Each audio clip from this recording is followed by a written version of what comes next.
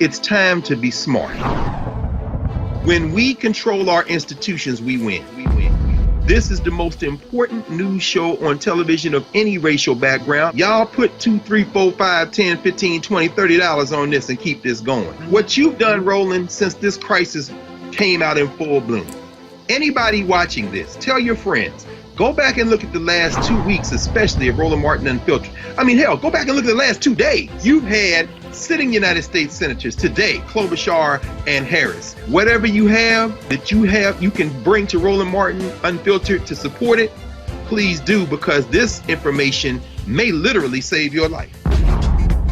Watch Roland Martin Unfiltered daily at 6 p.m. Eastern on YouTube, Facebook, or Periscope, or go to RolandMartinUnfiltered.com. Support the Roland Martin Unfiltered Daily Digital Show by going to RolandMartinUnfiltered.com. Our goal is to get 20,000 of our fans contributing $50 each for the whole year. You can make this possible. RolandMartinUnfiltered.com. In America, everyone counts, and the 2020 census is how that great promise is kept. Respond today online, by phone, or by mail, and help inform hundreds of billions in funding for education, health programs, and more. Shape your future. Start at 2020census.gov. We the people call the 48th Quadrennial Democratic National Convention to order. Hi, I'm Gwen Moore, and it's my honor to represent Milwaukee in Congress and to kick off the 2020 Democratic Convention. Oh, I sure wish you all were here in the city of Milwaukee, which takes its name from the languages of the first peoples, interpreted as good land and gathering place by the waters. This is a city where blood was shed for labor rights, where a fugitive slave was freed from prison, where women's right to vote was first ratified. But today, we gather virtually. However, we gather unified in spirit, unified in our values and purpose to heal divisions and together move the nation confidently into a prosperous, inclusive future. Oh, what better way to gather than all across America to nominate my beloved friend, Joe Biden, to be 46th President of the United States of America, with my VIP, VP nominee, Sister Kamala Harris by his side. Tonight, we are gathered to reclaim the soul of America. So if you're ready to come together, America, text JOIN to 30330. Thank you, I love you all, and God bless you. Hello, I'm Muriel Bowser, Mayor of Washington, D.C. The story of our nation's capital is a story of reckoning. It was here that John Lewis and Dr. King spoke on the steps of the Lincoln Memorial. It was here that millions of women and men flooded the streets for the Women's March. It was here that just weeks ago, Americans donned face masks and safely and peacefully protested the death of George Floyd. But while we were peacefully protesting, Donald Trump was plotting. He stood in front of one of our most treasured houses of worship and held a Bible for a photo op. He sent troops in camouflage into our streets. He sent tear gas into the air and federal helicopters too. I knew if he did this to D.C., he would do it to your city or your town. And that's when I said enough. I said enough for every Black and brown American who has experienced injustice. Enough for every American who believes in justice. But I said enough for another reason too. I have a 2-year-old daughter, and I want her to grow up in an America where she's not scared to walk to the store, an America where she's safe behind the doors of her own home, an America where the president doesn't fan the flames of racism and looks out for all of us. So I created Black Lives Matter Plaza right behind me, as a place where we could come together to say enough. And by coming together this November to elect Joe Biden and Kamala Harris, we will say next.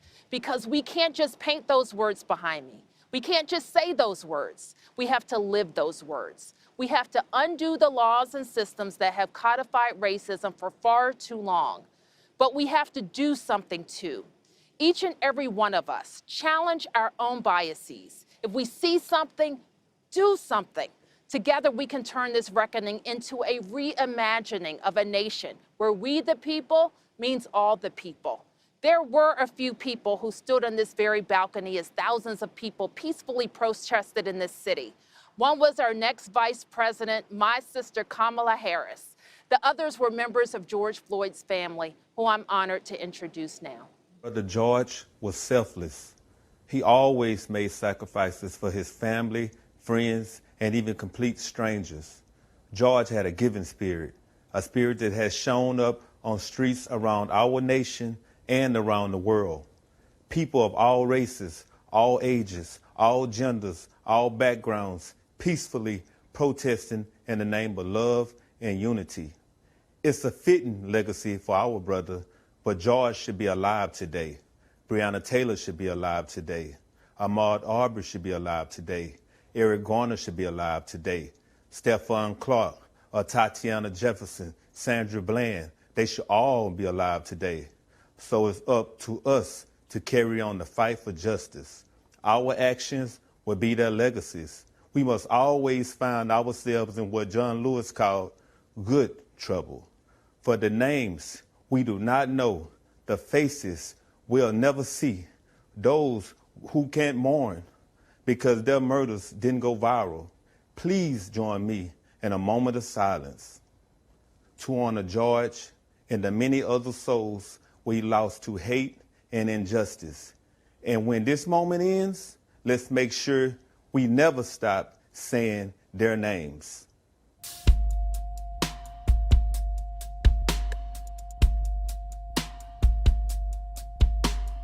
Hoping for a life more sweeter. Instead, I'm just a story repeating. Why do I feel skin dark's night? Can you feel peace with those judging eyes? I thought we moved on from the darker days. Did the words of the king disappear in the air like a butterfly? Somebody should hand you a felony.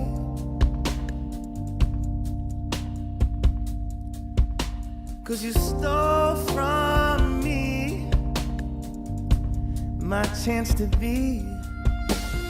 Hoping for a life more sweeter. Instead, I'm just a story repeating. Why do I feel skin dark as night? Can't feel peace with those judging eyes. The tears of my mother rain, rain over me. My sisters and my brothers sang, sang over me. And I wish I had another day,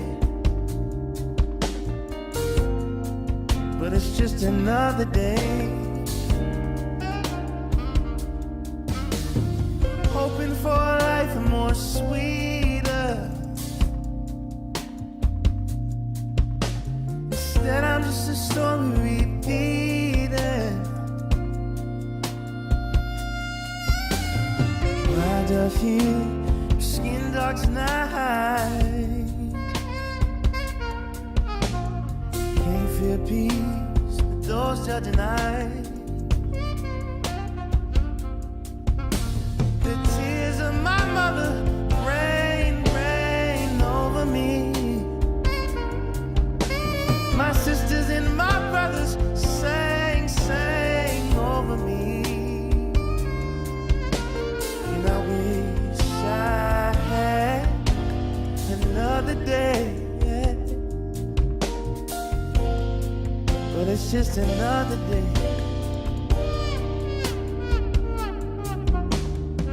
Hoping for a life more sweeter.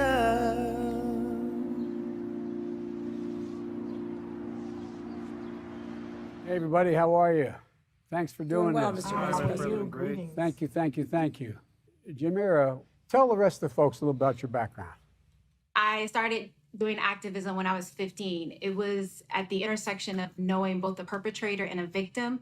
My brother Andre was shot and killed in Philadelphia. And it made me realize that I had a responsibility, almost a collective responsibility, to ensure that that didn't happen to other young people. And I think that's what's missing in America right now is our collective responsibility to each other, and to realize that the person down the street or around the corner or even across the country, that we have a responsibility to ensure that we're making sure that they're safe, they have access to education, and that in all, we're creating a world in which their differences are celebrated as well as protected under the law. Mayor, how are you prioritizing the many things you have to do as we try to tackle in a way that we haven't before systemic racism in the city? It really is about economic empowerment, because if people are lifted out of poverty and they are given an opportunity to feel a stake in their own future, that goes a long way.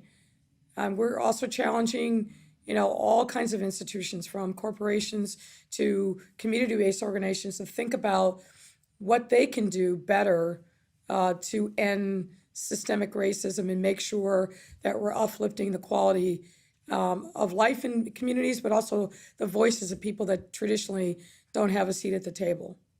President's talking about defunding the post office and mail-in voting. I mean, what do you think we should be doing, Mr. President? Well, first of all, we have to change the public discourse around voting. It should be seen as a democratic thing to do, the most patriotic thing we can do, and not a partisan exercise. Secondly, how do we open up access to voting so we could address some of the systemic problems? Not only should we reauthorize the Voting Rights Act, but we have to go further. Most importantly, voting should be seen as a constitutional right that's guaranteed, and with that level of sight, that all citizens can be assured that they can have unfettered access without being suppressed. This is a watershed moment, and we can't lose this moment. We have got to have action at the national level. We have got to have congressional action. We cannot have 18,000 police departments, and in 2020 have police departments still allowing the use of a knee on a man's neck in George Floyd. A lot of us were shocked, and I think what gives me hope is that police officers were shocked. Police officers have spoken out, and we're hopeful that we'll have some national standards as it relates to policing, use of force, a national database, abolishment of prohibition and a national standard in terms of chokeholds, and that we actually use the death of George Floyd and others to actually make policing take it to the next level, which is what everyone wants, including all the good cops that are out there, that thankfully are more of them than there are bad cops. Most cops are good, but the fact is the bad ones have to be identified and prosecuted and out, period. Gwen, how are you doing? Oh, well, I'm doing pretty well as can be expected. I'm sure that the words of George Floyd, "I can't breathe," were not new to you, and they echo in your mind every single day. 6 years ago when your son died. But we can't let this keep happening. What do you think the next thing we have to do, Gwen? Well, first of all, I know when my son was murdered, there was a big uprising, but then it settled down. We can't let things settle down. We have to go to the politicians and we have to hold their feet to the fire, because otherwise the big uprising is not going to mean a lot. So I'm just asking that if you become the president, that you make sure that we get national law as well as state and local law, especially when it comes to police brutality, because that has been an age-old problem. Well, I may be kidding myself, but I think the people are ready. I think people are ready. We just got to keep pushing. We can't let up. But thank you for what you're doing. I really appreciate it. Thanks for joining me. Thank you. Thank you. Bye-bye. Thank you. Good evening. I'm Congressman Jim Clyburn here in historic Charleston, South Carolina. 6 months ago, I stood not far from here and endorsed Joe Biden to be our 46th president. It was a decision I made with my feet firmly planted in this community. This community, where 80% of African Americans in this country can claim an ancestor who arrived on these shores in bondage, a few blocks from here over at Gaston's Wharf. This community that is still healing from the wounds we received when the white supremacists entered Emmanuel AME Church and murdered 9 black parishioners as they studied the Bible together. The ground beneath our feet is seeded with pain that is both old and new. But from that soil, we always find a way to grow together. Earlier this summer, the city of Charleston removed a statue honoring John C. Calhoun, an honored advocate of slavery. And construction is underway on the International African American Museum at Gadsden's Wharf. Much like the country as a whole, we are stepping out from the shadows of our past and beginning to lay the groundwork for a more just future. It won't be easy. We can only succeed if we move forward together. So we will need a president who sees unifying people as a requirement of the job. A president who understands the true meaning of community and how to build it through trust and humility. And with so many families experiencing loss in this pandemic, lost jobs, lost loved ones, and lost confidence in the president to keep us safe, we need a president who understands both profound loss and what it takes to bounce back. But more important than his firsthand experience with loss and hardship is his ability to translate that perspective into policy and solutions, and prioritize hard-working people and persistent poverty counties over partisan politics or personal gain. That's why I stand with Joe, and why he will always be an adopted son of South Carolina. Joe Biden is as good a man as he is a leader.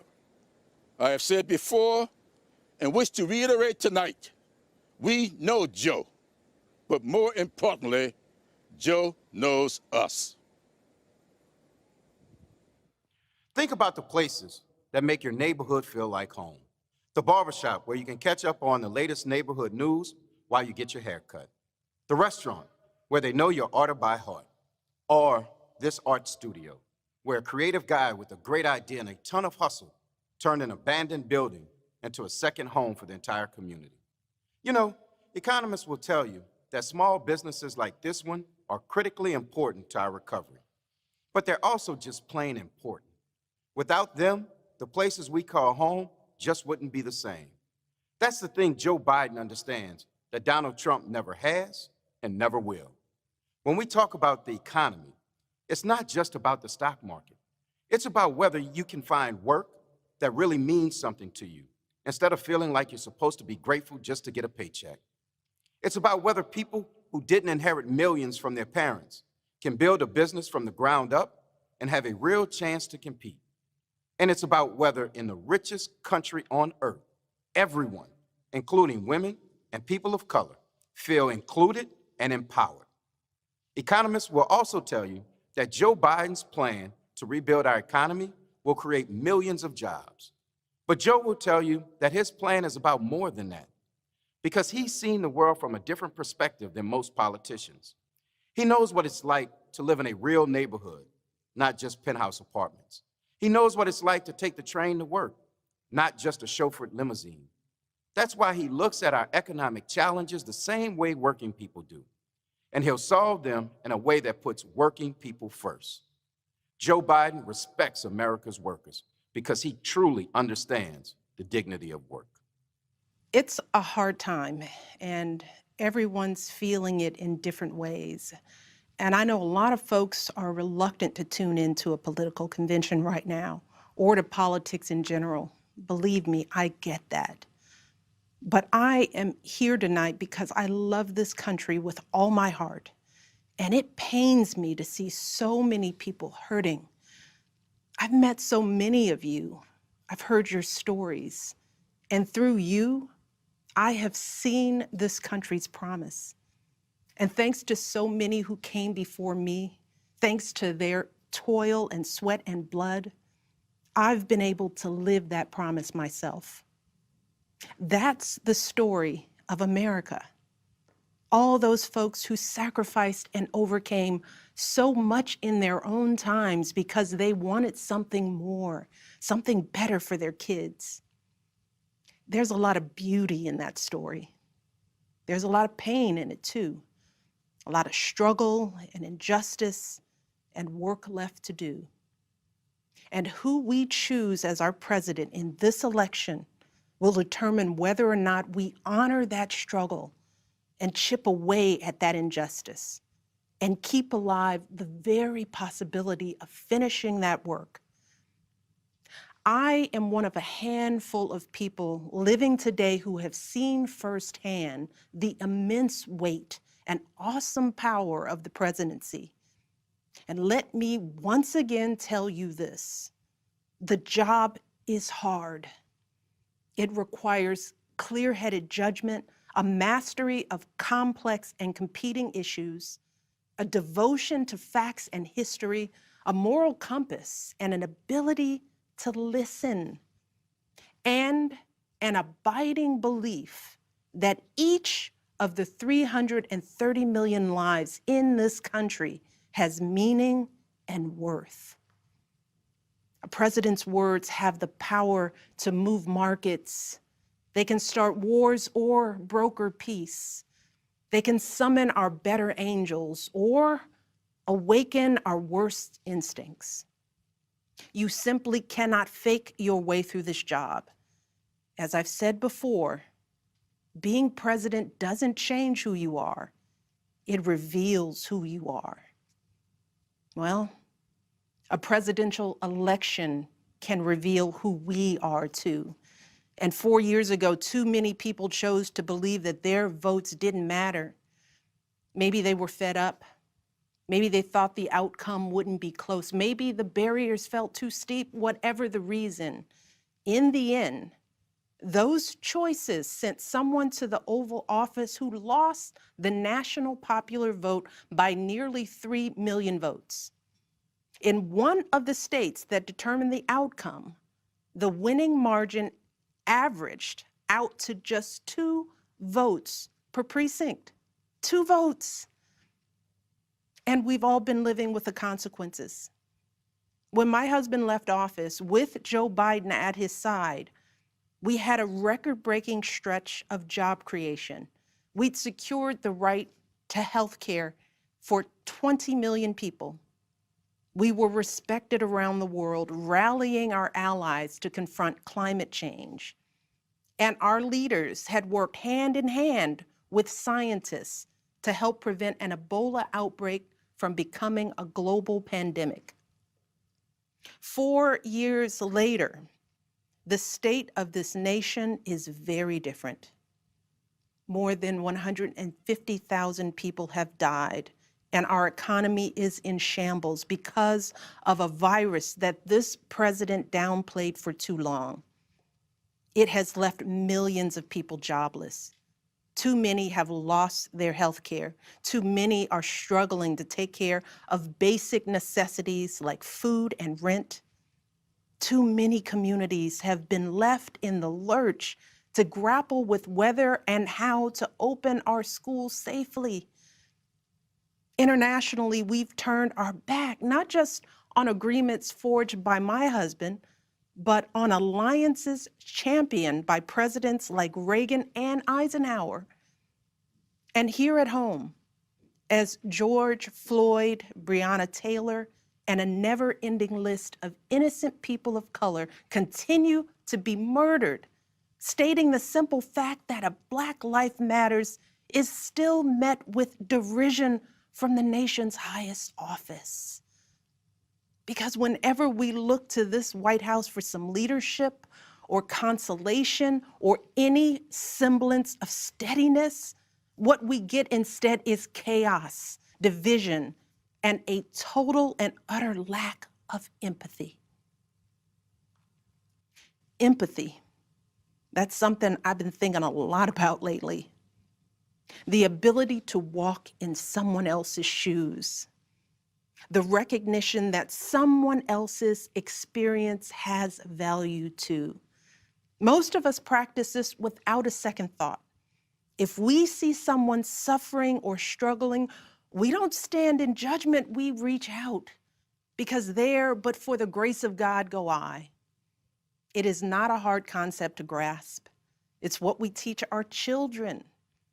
And like so many of you, Barack and I have tried our best to instill in our girls a strong moral foundation to carry forward the values that our parents and grandparents poured into us.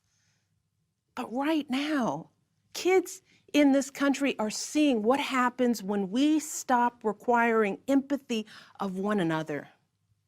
They're looking around wondering if we've been lying to them this whole time about who we are and what we truly value. They see people shouting in grocery stores, unwilling to wear a mask to keep us all safe. They see people calling the police on folks minding their own business just because of the color of their skin. They see an entitlement that says only certain people belong here, that greed is good and winning is everything, because as long as you come out on top, it doesn't matter what happens to everyone else. And they see what happens when that lack of empathy is ginned up into outright disdain. They see our leaders labeling fellow citizens enemies of the state while emboldening torch-bearing white supremacists. They watch in horror as children are torn from their families and thrown into cages, and pepper spray and rubber bullets are used on peaceful protesters for a photo op. Sadly, this is the America that is on display for the next generation. A nation that's underperforming not simply on matters of policy, but on matters of character. And that's not just disappointing, it's downright infuriating. Because I know the goodness and the grace that is out there in households and neighborhoods all across this nation. And I know that regardless of our race, age, religion, or politics, when we close out the noise and the fear and truly open our hearts, we know that what's going on in this country is just not right. This is not who we want to be. So what do we do now? What's our strategy? Over the past 4 years, a lot of people have asked me, when others are going so low, does going high still really work? My answer, going high is the only thing that works. Because when we go low, when we use those same tactics of degrading and dehumanizing others, we just become part of the ugly noise that's drowning out everything else. We degrade ourselves. We degrade the very causes for which we fight. But let's be clear.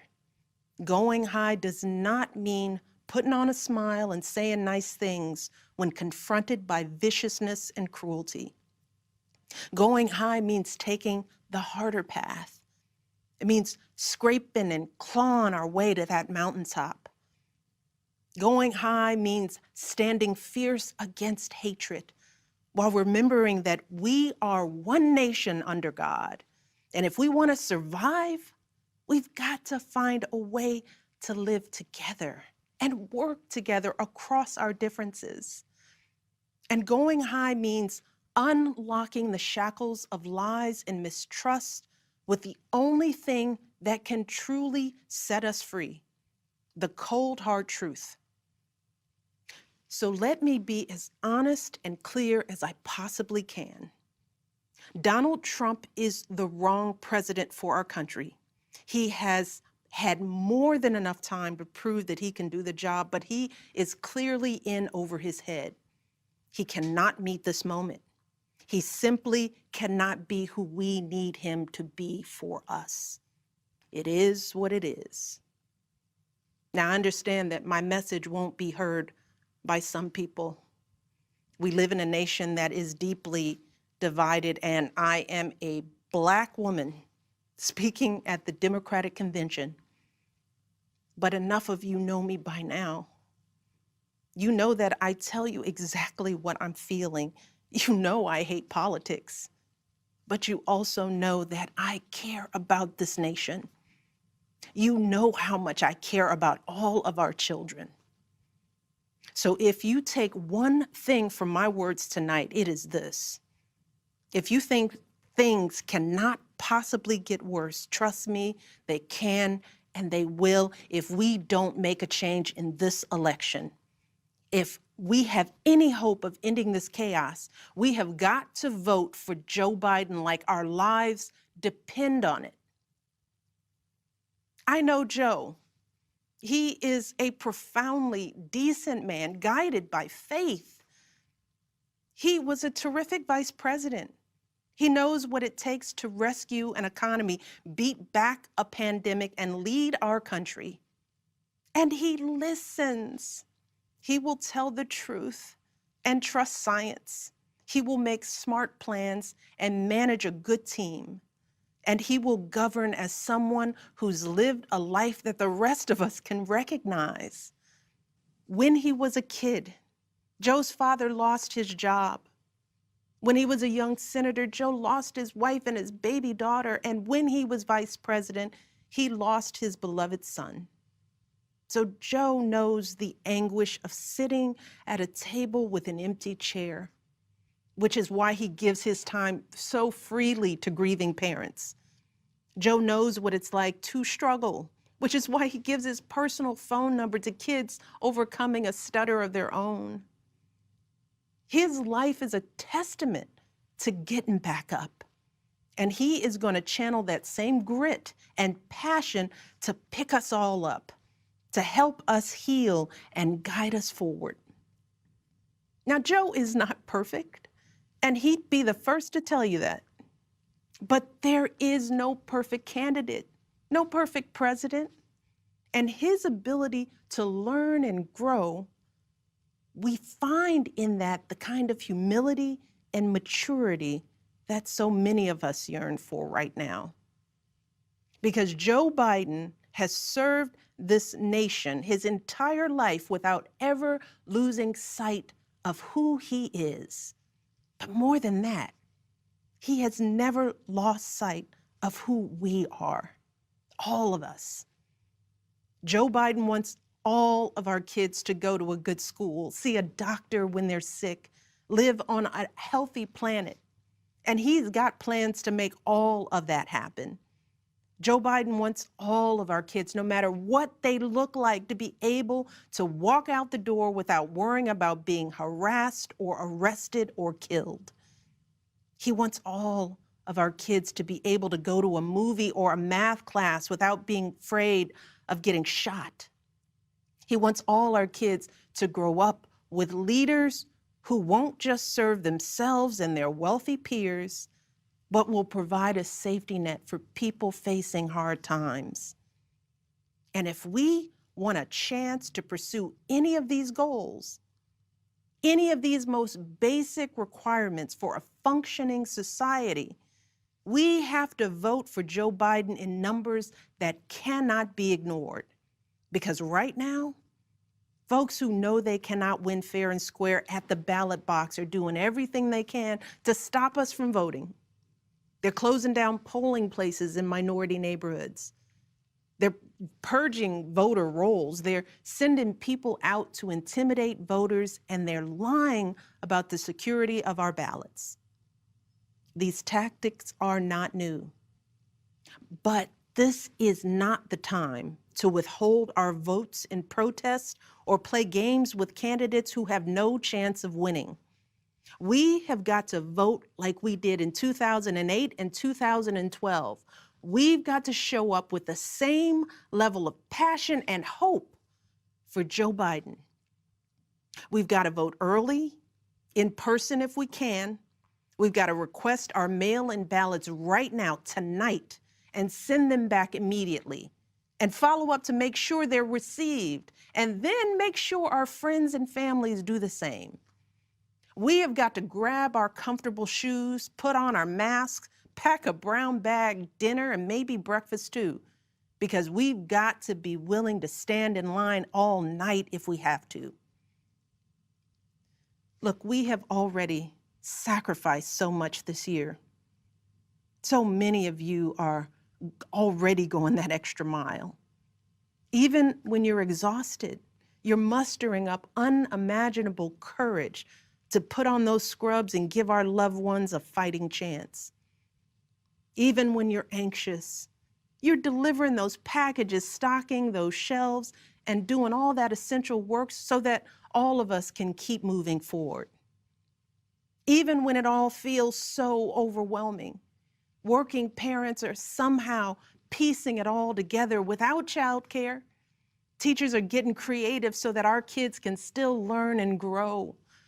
Our young people are desperately fighting to pursue their dreams.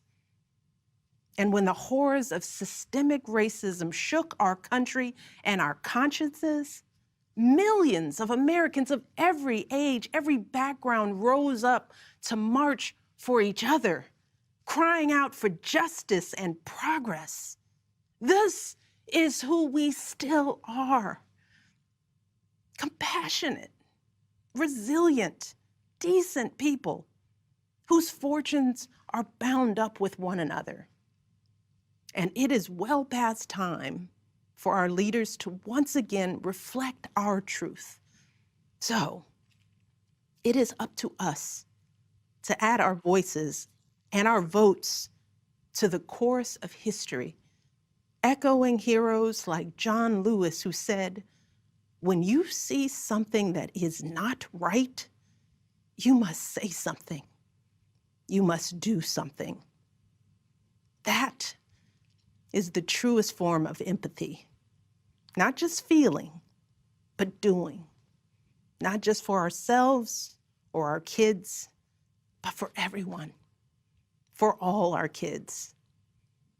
And if we want to keep the possibility of progress alive in our time, if we want to be able to look our children in the eye after this election, we have got to reassert our place in American history. And we have got to do everything we can to elect my friend Joe Biden as the next president of the United States. Thank you all. God bless.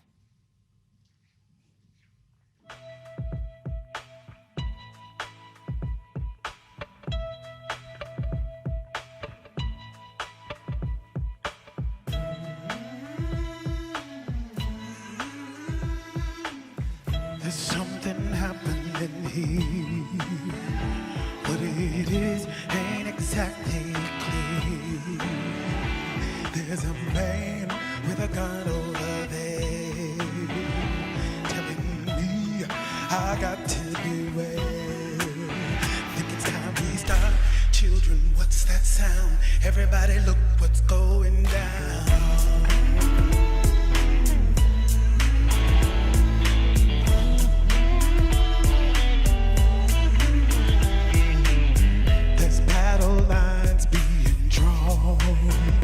Nobody's right if everybody's wrong.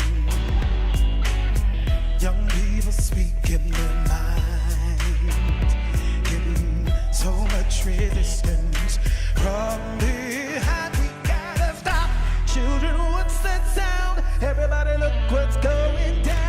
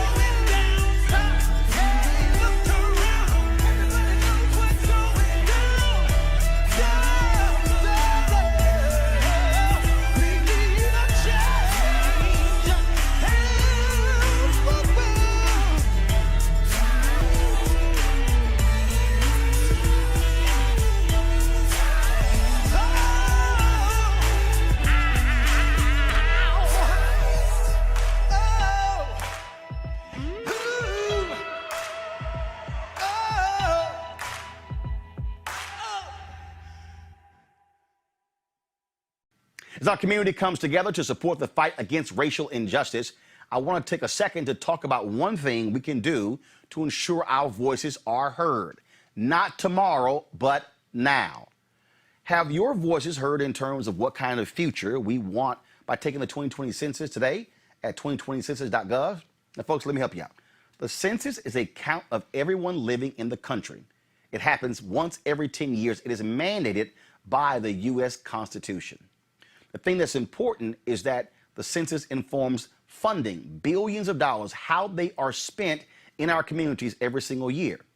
I grew up in Clinton Park in Houston, Texas, and we wanted new parks and roads and a senior citizen center. Well, the census helps inform all of that and where funding goes.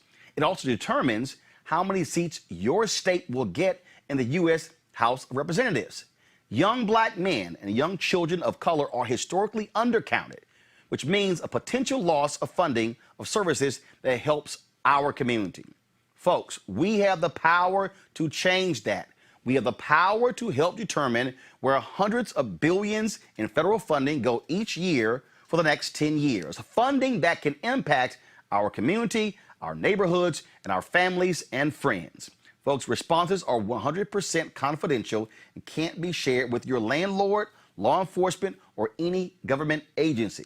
So please, take the 2020 census today. Shape your future. Start at 2020census.gov. This nation belongs to all of us. And in every election, we choose how we will create a more perfect union. Not by taking sides, but by taking stock of where we are and what we need. This year's choice could not be more clear. America faces a triple threat: a public health catastrophe, an economic collapse, and a reckoning with racial justice and inequality. So our choice is clear: a steady, experienced public servant who can lead us out of this crisis just like he's done before, or a man who only knows how to deny and distract, a leader who cares about our families, or a president who only cares about himself. We know Joe Biden. America, we need Joe Biden. To make your voice heard, text VOTE to 30330. In a democracy, we do not elect saviors. We cast our ballots for those who see our struggles and pledge to serve, who hear our dreams and work to make them real, who defend our way of life by protecting our right to vote. Faced with a president of cowardice, Joe Biden is a man of proven courage. He will restore our moral compass by confronting our challenges, not by hiding from them or undermining our elections to keep his job. In a time of voter suppression at home and authoritarians abroad, Joe Biden will be a champion for free and fair elections, for a public health system that keeps us safe, for an economy that we build back better than before, and for accountability and integrity in our system of justice. We stand with Joe Biden because this isn't just about defeating Donald Trump. We are in this to win for America. So let's get it done. I'm Congresswoman Lisa Blunt Rochester. In some history class in the future, children are learning about this moment. They're learning about our pain, our grief, our worry. But they're also learning about a man named Joe Biden, about how he restored decency to our government and integrity to our democracy. They're learning about how we conquered a pandemic, stood united for racial justice, and built our economy back better than before. They're learning about how his leadership gave their generation a fighting chance. They're learning about us too, about the resolve and the unity we showed against the forces of hatred and division, about the work we will do over the next 11 weeks, and about the night when, despite our distance, we came together to nominate Joe Biden for President of the United States, a nomination I'm honored to second. John Lewis marched across this bridge in 1965 to demand the right to vote. A lifetime later, civil rights and voting rights remain America's great, unfinished business. But those who walked this path before us showed us the way forward. If we want to honor John Lewis's incredible life, let's restore the Voting Rights Act and ensure that our democracy belongs to all Americans. Alabama casts 8 votes for Bernie Sanders, and the great state of Alabama casts 52 votes for our next president of these United States, Joe Biden. North Carolina. I've been doing this for a long time, so let me just be plain. Black people, especially black women, are the backbone of this party, and if we don't show up, Democrats don't get elected. I'm putting on my mask, and we're going to every corner in North Carolina to help organize, because we need to make sure everyone shows up for Joe Biden. He will show up for us.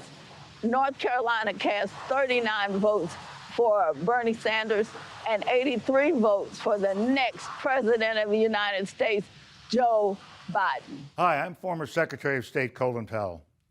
100 years ago, a young immigrant left a dirt farm in Jamaica and set out for America. 3 years later, a ship pulled into New York Harbor, and a young Jamaican woman gazed up at the Statue of Liberty for the first time. They became my parents, and they inspired me to finish college and join the Army. This began a journey of service that would take me from basic training to combat in Vietnam, up the ranks to serve as chairman of the Joint Chiefs of Staff and Secretary of State. The values I learned growing up in the South Bronx and serving in uniform were the same values that Joe Biden's parents instilled in him in Scranton, Pennsylvania. I support Joe Biden for the presidency of the United States because those values still define him, and we need to restore those values to the White House. Our country needs a commander-in-chief who takes care of our troops in the same way he would his own family. For Joe Biden, that doesn't need teaching. It comes from the experience he shares with millions of military families, sending his beloved son off to war and praying to God he would come home safe. Joe Biden will be a president we will all be proud to salute. With Joe Biden in the White House, you will never doubt that he will stand with our friends and stand up to our adversaries, never the other way around. He will trust our diplomats and our intelligence community, not the flattery of dictators and despots. He will make it his job to know when anyone dares to threaten us. He will stand up to our adversaries with strength and experience. They will know he means business. I support Joe Biden because beginning on day one, he will restore Americans' leadership and our moral authority. He'll be a president who knows that America is strongest when, as he has said, we lead both by the power of our example and the example of our power. He will restore America's leadership in the world and restore the alliances we need to address the dangers that threaten our nation, from climate change to nuclear proliferation. Today, we are a country divided, and we have a president doing everything in his power to make it that way and keep us that way. What a difference it will make to have a president who unites us, who restores our strength and our soul. I still believe that in our hearts, we are the same America that brought my parents to our shores, an America that inspires freedom around the world. That's the America Joe Biden will lead as our next president. Thank you very much.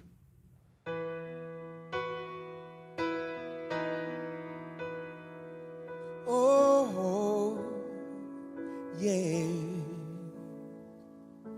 We got a good thing, babe.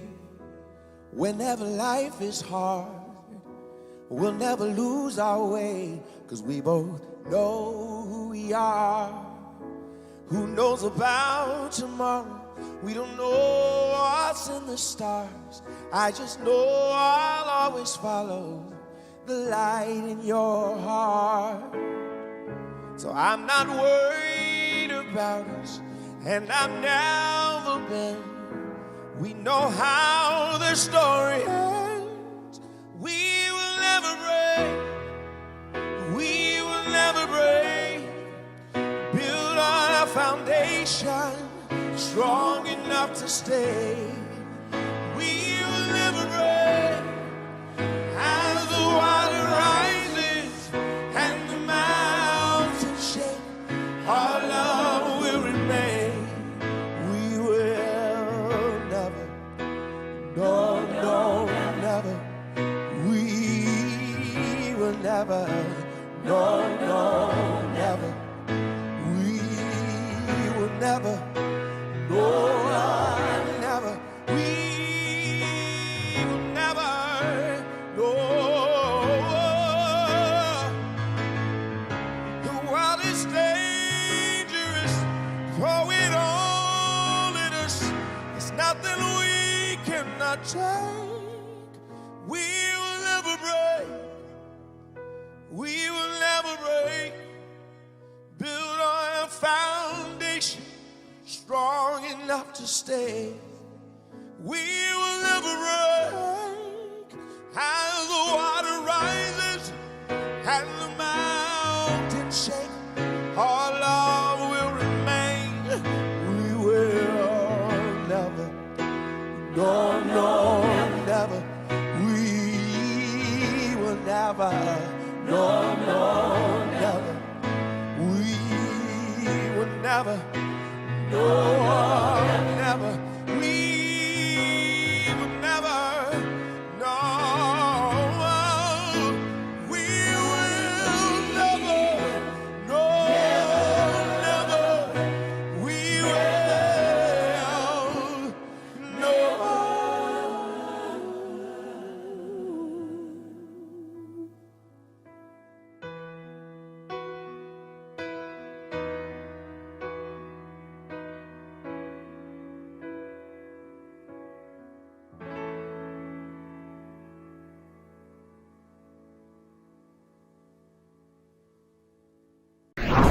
Why should you care about the 2020 census? Because where there are more people, there are more needs for everything from health clinics to highways, school programs, and more. That's why an accurate count is crucial. So shape your future and start here at 2020census.gov.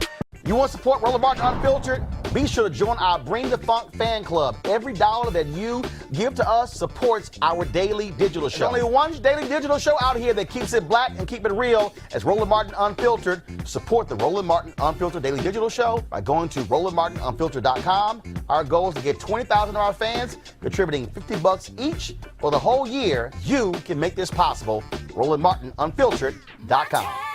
Hey everybody, it's me, Kamala. So before I go on stage later tonight, I want to talk about the importance of voting. I know many of you plan to vote this year, but amidst the excitement and enthusiasm for this election, you've also heard about obstacles and misinformation and folks making it harder for you to cast your ballot. So I think we need to ask ourselves, why don't they want us to vote? Why is there so much effort to silence our voices? And the answer is because when we vote, things change. When we vote, things get better. When we vote, we address the need for all people to be treated with dignity and respect in our country. So each of us needs a plan, a voting plan. Joe and I want to make sure you're prepared. If you text VOTE to 30330, we'll help you come up with your plan and remember deadlines and get ready to vote in your community. So send that text and encourage your family and friends to send one too. Now let's enjoy another night of inspiration from around our country. I'll see you a little later tonight, and until then, I turn it over to my dear friend and tonight's moderator, Kerry Washington. In a split second, a stray bullet shattered my family's life. My son DeAndre was only 13 years old. He was recognized as a gifted and talented student. His possibilities were endless. He was dancing at a birthday party when he was shot in the back left side of his head, shattering his skull. One shot changed our lives forever. Today, my Dre does not talk, he does not walk. I know he knows me by the smile he shows when I walk in his room, but I'm unsure if he knows a gunshot has changed his life. Since March, I've only been able to see my son 3 times, but I can't touch or hug him due to COVID-19. People tell me that I'm lucky. I tell them we are blessed. I remind them that my son is in a wheelchair and unable to feed himself. I don't think DeAndre feels lucky when he has to be bathed from head to toe or gets injections for muscle contractions. I am in a space of gratitude. Yes, I can touch DeAndre, I can hold his hand, but the child that I birthed is not able to live his dreams, and that hurts. Every day, we're reminded that he may never be the same. We are not alone. In every town across America, there are families who know what a bullet can do. That's why I'm a mom who volunteers to stop this. President Trump, he doesn't care. He didn't care about the victims after Parkland, Las Vegas, or El Paso. I want a president who cares about our pain and grief. A president who will take on the gun lobby to ban assault weapons and close the loopholes to keep guns out of the hands of criminals. Joe Biden has taken on the NRA twice and won, and he will do it again as president. Good evening, everybody. As you've seen by now, this isn't a normal convention. It's not a normal time. So tonight, I want to talk as plainly as I can about the stakes in this election. Because what we do these next 76 days will echo through generations to come. I'm in Philadelphia, where our Constitution was drafted and signed. It wasn't a perfect document. It allowed for the inhumanity of slavery and failed to guarantee women, and even men who didn't own property, the right to participate in the political process. But embedded in this document was a North Star that would guide future generations. A system of representative government, a democracy, through which we could better realize our highest ideals.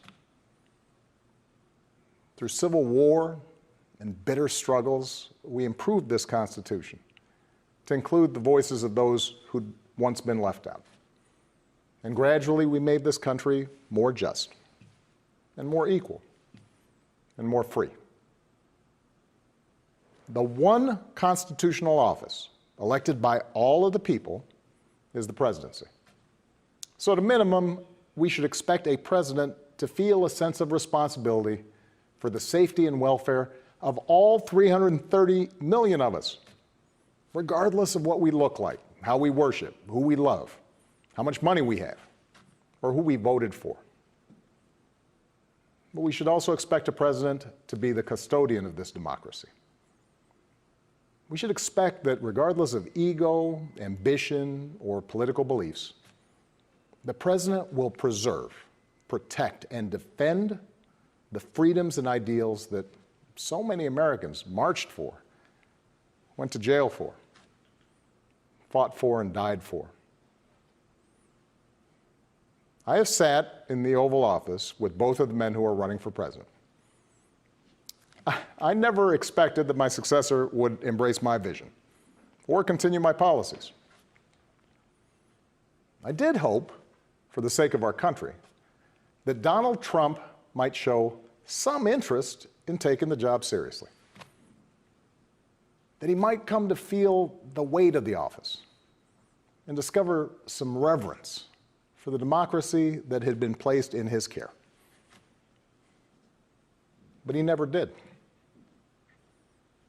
For close to 4 years now, he has shown no interest in putting in the work, no interest in finding common ground, no interest in using the awesome power of his office to help anyone but himself and his friends.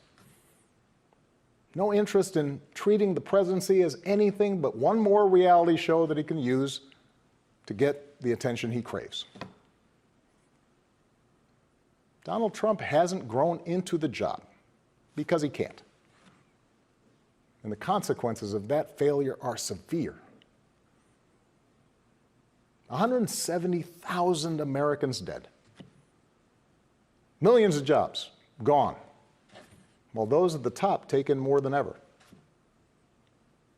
Our worst impulses unleashed, our proud reputation around the world badly diminished, and our democratic institutions threatened like never before. Now, I know that in times as polarized as these, most of you have already made up your mind. But maybe you're still not sure which candidate you'll vote for, or whether you'll vote at all. Maybe you're tired of the direction we're headed, but You can't see a better path yet, or you just don't know enough about the person who wants to lead us there. So let me tell you about my friend, Joe Biden. 12 years ago, when I began my search for a vice president, I didn't know I'd end up finding a brother. Joe and I come from different places, different generations, but what I quickly came to admire about Joe Biden is his resilience, born of too much struggle, his empathy, born of too much grief. Joe is a man who learned early on to treat every person he meets with respect and dignity, living by the words his parents taught him. No one's better than you, Joe, but you're better than nobody. That empathy, that decency, the belief that everybody counts, that's who Joe is. When he talks with someone who's lost her job, Joe remembers the night his father sat him down to say that he'd lost his. When Joe listens to a parent who's trying to hold it all together right now, he does it as a single dad who took the train back to Wilmington each and every night so he could tuck his kids into bed. When he meets with military families who've lost their hero, he does it as a kindred spirit, the parent of an American soldier, somebody whose faith has endured the hardest loss there is. For 8 years, Joe was the last one in the room whenever I faced a big decision. He made me a better president, and he's got the character and the experience to make us a better country. And in my friend Kamala Harris, he's chosen an ideal partner who is more than prepared for the job. Someone who knows what it's like to overcome barriers and who's made a career fighting to help others live out their own American dream. Along with the experience needed to get things done, Joe and Kamala have concrete policies that will turn their vision of a better, fairer, stronger country into reality. They will get this pandemic under control, like Joe did when he helped me manage H1N1 and prevent an Ebola outbreak from reaching our shores. They'll expand healthcare to more Americans, like Joe and I did 10 years ago, when he helped craft the Affordable Care Act and nail down the votes to make it the law. They'll rescue the economy, like Joe helped me do after the Great Recession. I asked him to manage the Recovery Act, which jump-started the longest stretch of job growth in history. And he sees this moment now, not as a chance to get back to where we were, but to make long overdue changes so that our economy actually makes life a little easier for everybody. Whether it's the waitress trying to raise a kid on her own, or the shift worker always on the edge of getting laid off, or the student figuring out how to pay for next semester's classes. Joe and Kamala will restore our standing in the world. And as we've learned from this pandemic, that matters. Joe knows the world, and the world knows him. He knows that our true strength comes from setting an example that the world wants to follow. A nation that stands with democracy, not dictators. A nation that can inspire and mobilize others to overcome threats like climate change and terrorism, poverty and disease. But more than anything, what I know about Joe, what I know about Kamala, is that they actually care about every American, and that they care deeply about this democracy. They believe that in a democracy, the right to vote is sacred, and we should be making it easier for people to cast their ballots, not harder. They believe that no one, including the president, is above the law, and that no public official, including the president, should use their office to enrich themselves or their supporters. They understand that in this democracy, The commander-in-chief does not use the men and women of our military who are willing to risk everything to protect our nation as political props to deploy against peaceful protesters on our own soil. They understand that political opponents aren't un-American just because they disagree with you. A free press isn't the enemy, but the way we hold officials accountable. That our ability to work together to solve big problems like a pandemic depend on a fidelity to facts and science and logic, and not just making stuff up. None of this should be controversial. These shouldn't be Republican principles or Democratic principles. They are American principles. But at this moment, this president and those who enable him have shown they don't believe in these things. Tonight, I'm asking you to believe in Joe and Kamala's ability to lead this country out of these dark times and build it back better. But here's the thing. No single American can fix this country alone, not even a president. Democracy was never meant to be transactional. You give me your vote, I make everything better. It requires an active and informed citizenry. So I'm also asking you to believe in your own ability, to embrace your own responsibility as citizens, to make sure that the basic tenets of our democracy endure. Because that's what's at stake right now. Our democracy. Look, I understand why a lot of Americans are down on government.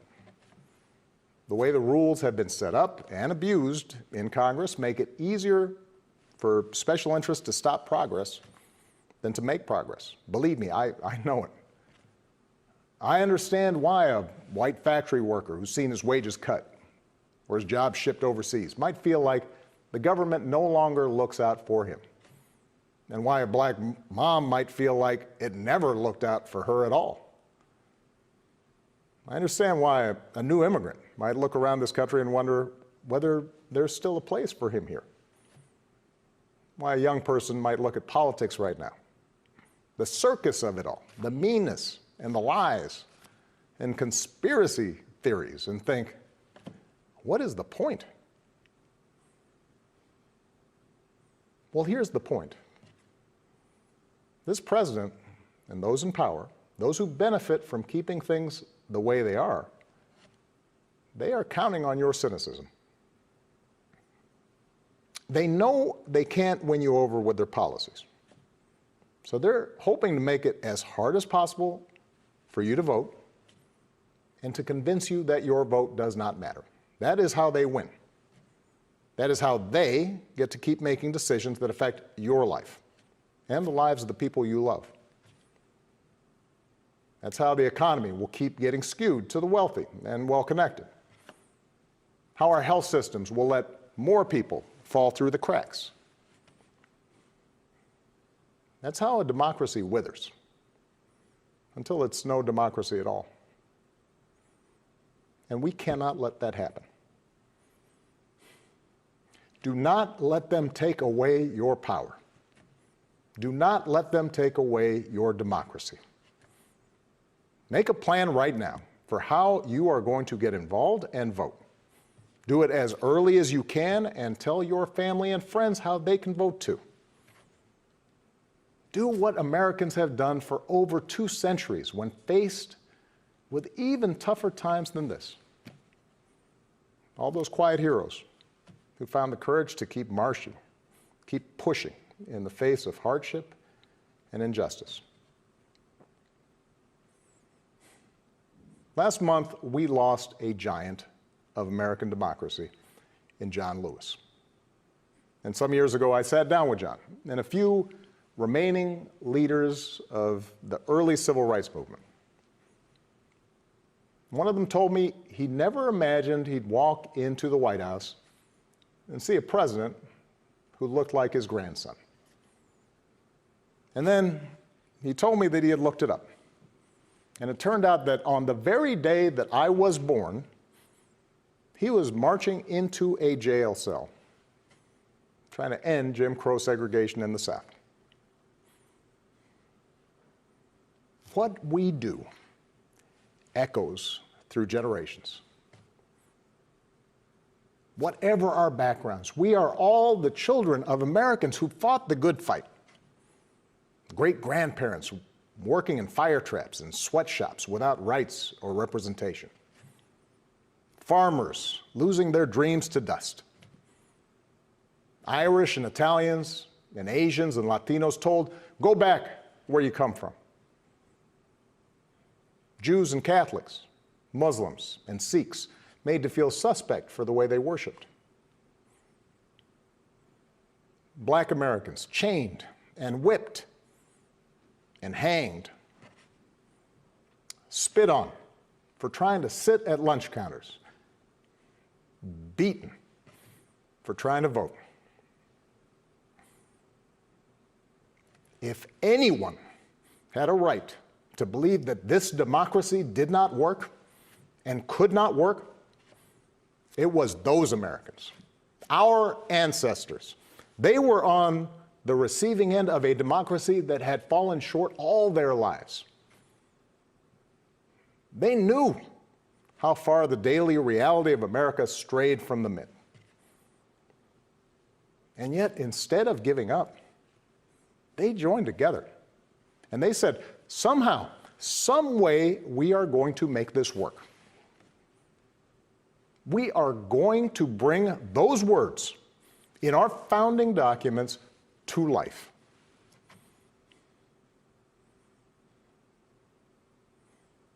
I have seen that same spirit rising these past few years.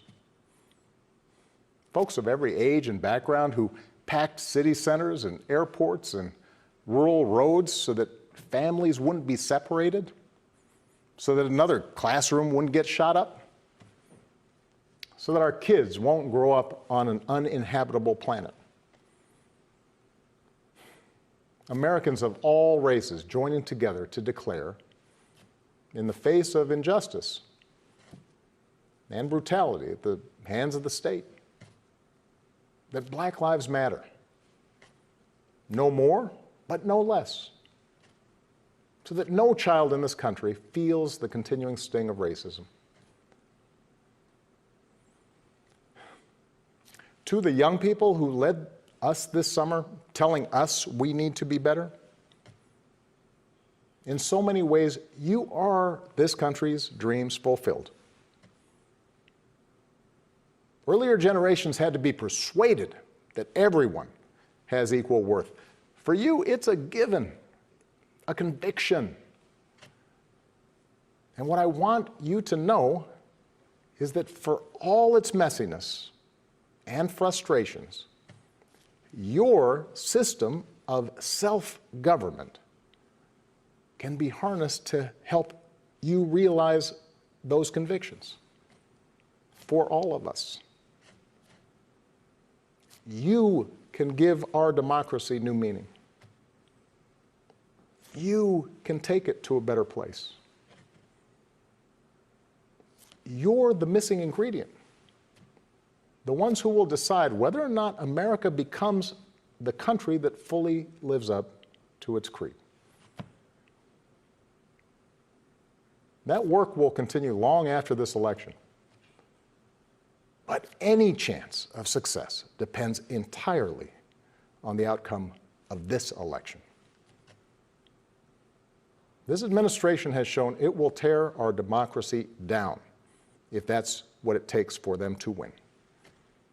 So we have to get busy building it up by pouring all our efforts into these 76 days and by voting like never before for Joe and Kamala and candidates up and down the ticket so that we leave no doubt about what this country that we love stands for today and for all our days to come.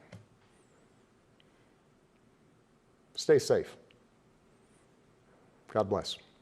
Delegates and distinguished guests, our procedural rules provide that the presidential candidate who obtained a majority of all pledged and automatic delegates will nominate the Democratic candidate for vice president.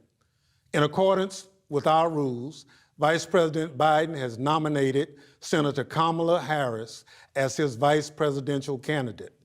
Our rules further provide that if only one candidate is nominated for vice president, the chair is authorized to declare the nominee the Democratic candidate for vice president. As such, with only one nomination received and pursuant to our rules, I hereby declare that Kamala Harris is elected as the Democratic candidate for vice president. I'm pleased to report that Vice Presidential candidate Kamala Harris has been invited to deliver an acceptance speech. Kamala Harris is my auntie. My stepmom. My big sister, which means you'll always be my older sister. And there are some things we'd like to share with you. To my brother and me, you'll always be Mamala, the world's greatest stepmom. You're my role model who taught me I could do and be anything I wanted. My very first friend, my confidant, my partner in mischief and in justice. You're a rock, not just for our dad, but for 3 generations of our big blended family. You showed me the importance of public service and made sure I grew up surrounded by smart, strong, ambitious women every day. Growing up, heaven help the poor kid who picked on me, because my big sister would be there in a flash, ready to have my back. Well, now we've got your back as you and Joe fight to protect our democracy. And there's no union more perfect than the one that brings us all to your kitchen table every Sunday night for stir fry, feta chicken, or spaghetti and meatball family dinners. And now that I'm a mom, you're showing my daughters and so many girls around the world who look like them what's possible and what it's like to move through the world as fierce, formidable, phenomenal women in their own unique way. I love you. I admire you. I am so proud of you. And even though Mommy's not here to see her first daughter step into history, the entire nation will see in your strength, your integrity, your intelligence, and your optimism the values that she raised us with. We love you, Mamala. We're so proud of you, Auntie. You mean the world to us, Kamala. And we could not be more excited to share you with the world as the next Vice President of the United States.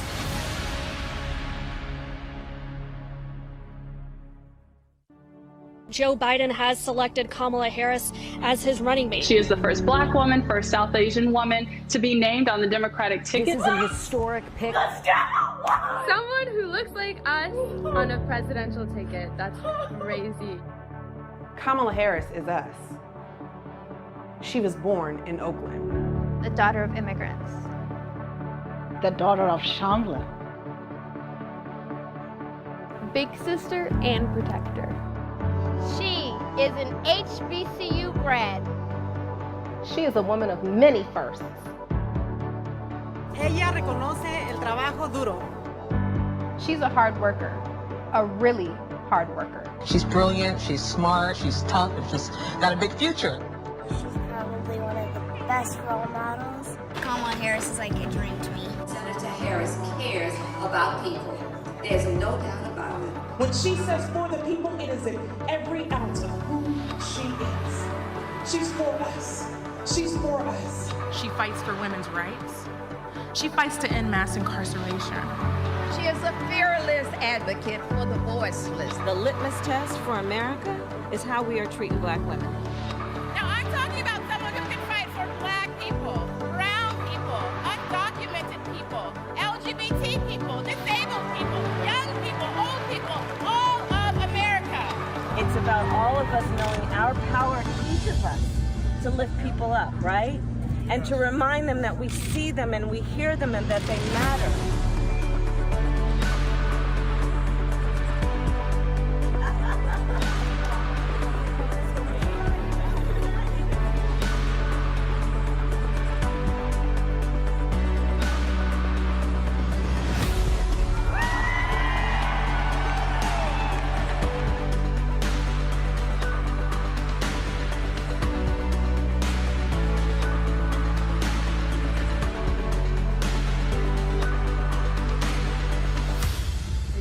Vice President of the United States?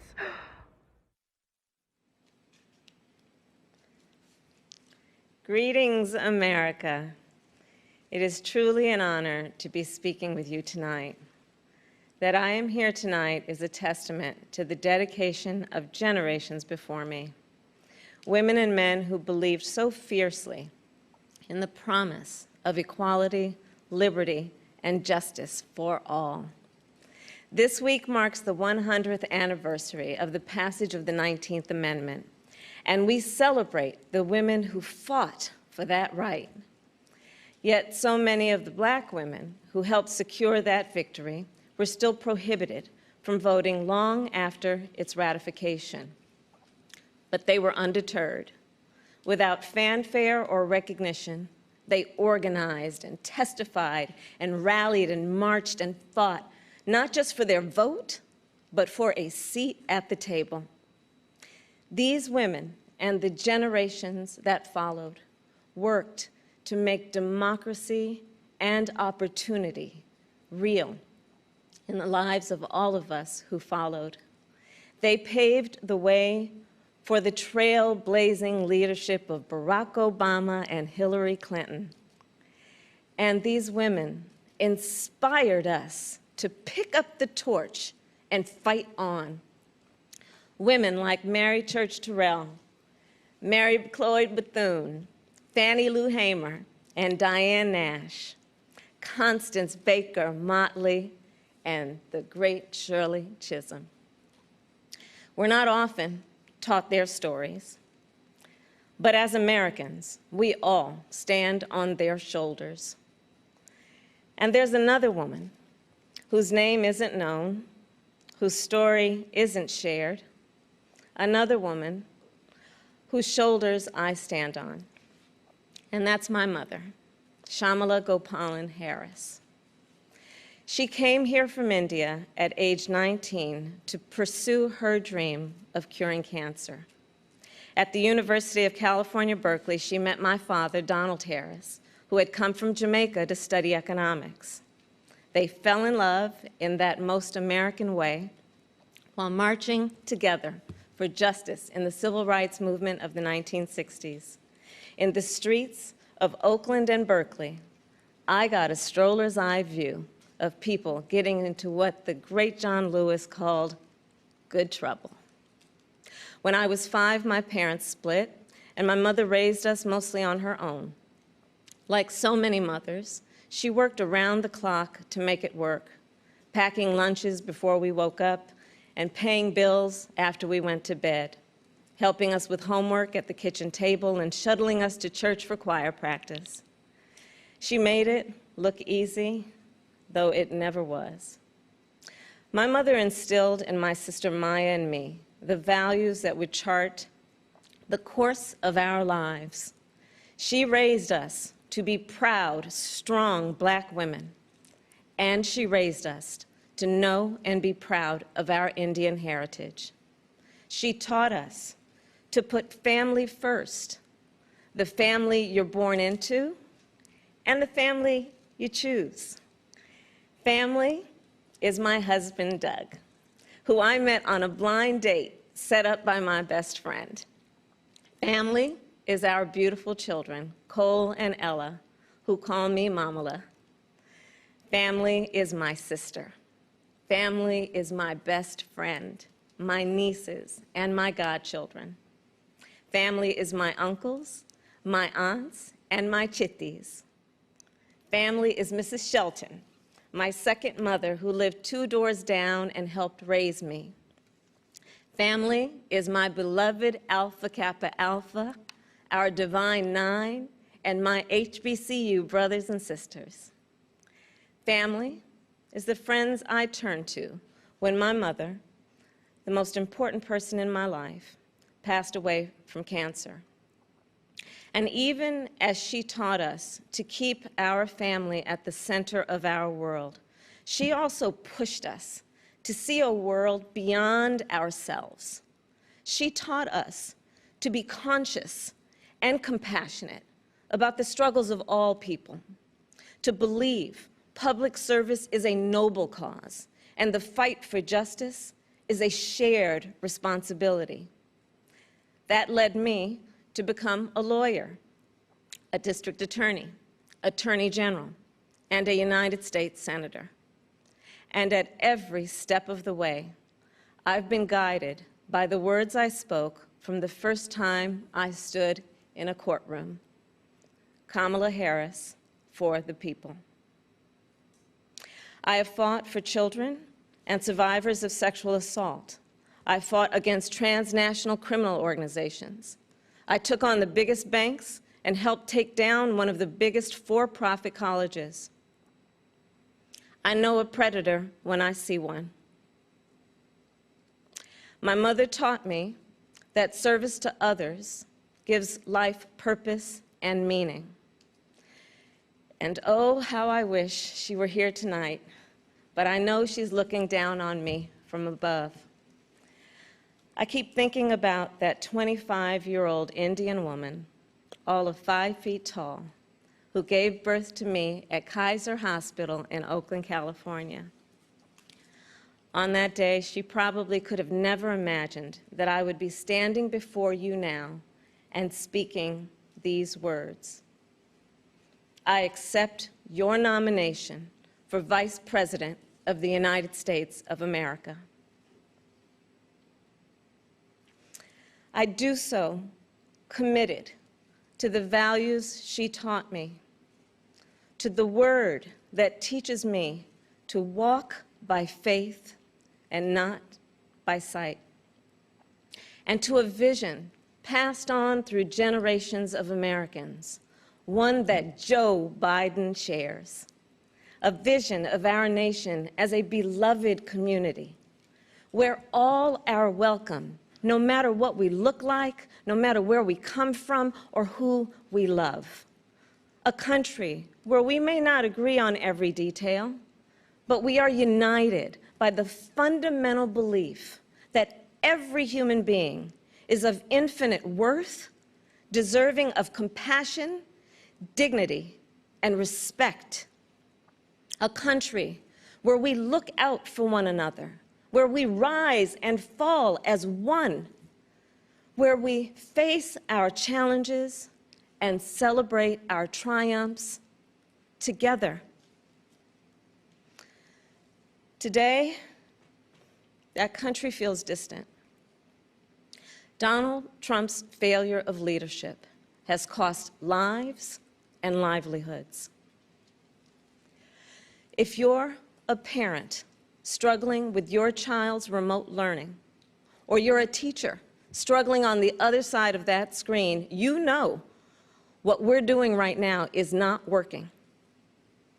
And we are a nation that is grieving the loss of life, the loss of jobs, the loss of opportunities, the loss of normalcy, and yes, the loss of certainty. And while this virus touches us all, we got to be honest, it is not an equal opportunity offender. Black, Latino, and Indigenous people are suffering and dying disproportionately. And this is not a coincidence. It is the effect of structural racism, of inequities in education and technology, healthcare and housing, job security and transportation, the injustice in reproductive and maternal health care, in the excessive use of force by police, and in our broader criminal justice system. This virus, it has no eyes, and yet it knows exactly how we see each other and how we treat each other. And let's be clear, there is no vaccine for racism. We've got to do the work. For George Floyd, for Breonna Taylor, for the lives of too many others to name, for our children, and for all of us. We've got to do the work to fulfill that promise of equal justice under law. Because here's the thing, none of us are free until all of us are free. So we're at an inflection point. The constant chaos leaves us adrift. The incompetence makes us feel afraid. The callousness makes us feel alone. It's a lot. And here's the thing, we can do better and deserve so much more. We must elect a president who will bring something different, something better, and do the important work. A president who will bring all of us together, Black, white, Latino, Asian, Indigenous, to achieve the future we collectively want. We must elect Joe Biden. And I will tell you, I knew Joe as vice president. I knew Joe on the campaign trail. And I first got to know Joe as the father of my friend. So Joe's son, Beau, and I served as attorneys general of our states, Delaware and California. During the Great Recession, he and I spoke on the phone nearly every day, working together to win back billions of dollars for homeowners from the big banks that foreclosed on people's homes. And Beau and I, we would talk about his family, how as a single father, Joe would spend 4 hours every day riding the train back and forth from Wilmington to Washington. Beau and Hunter got to have breakfast every morning with their dad.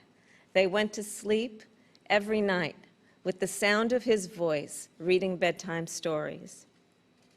And while they endured an unspeakable loss, those two little boys always knew that they were deeply, unconditionally loved. And what also moved me about Joe is the work that he did as he was going back and forth.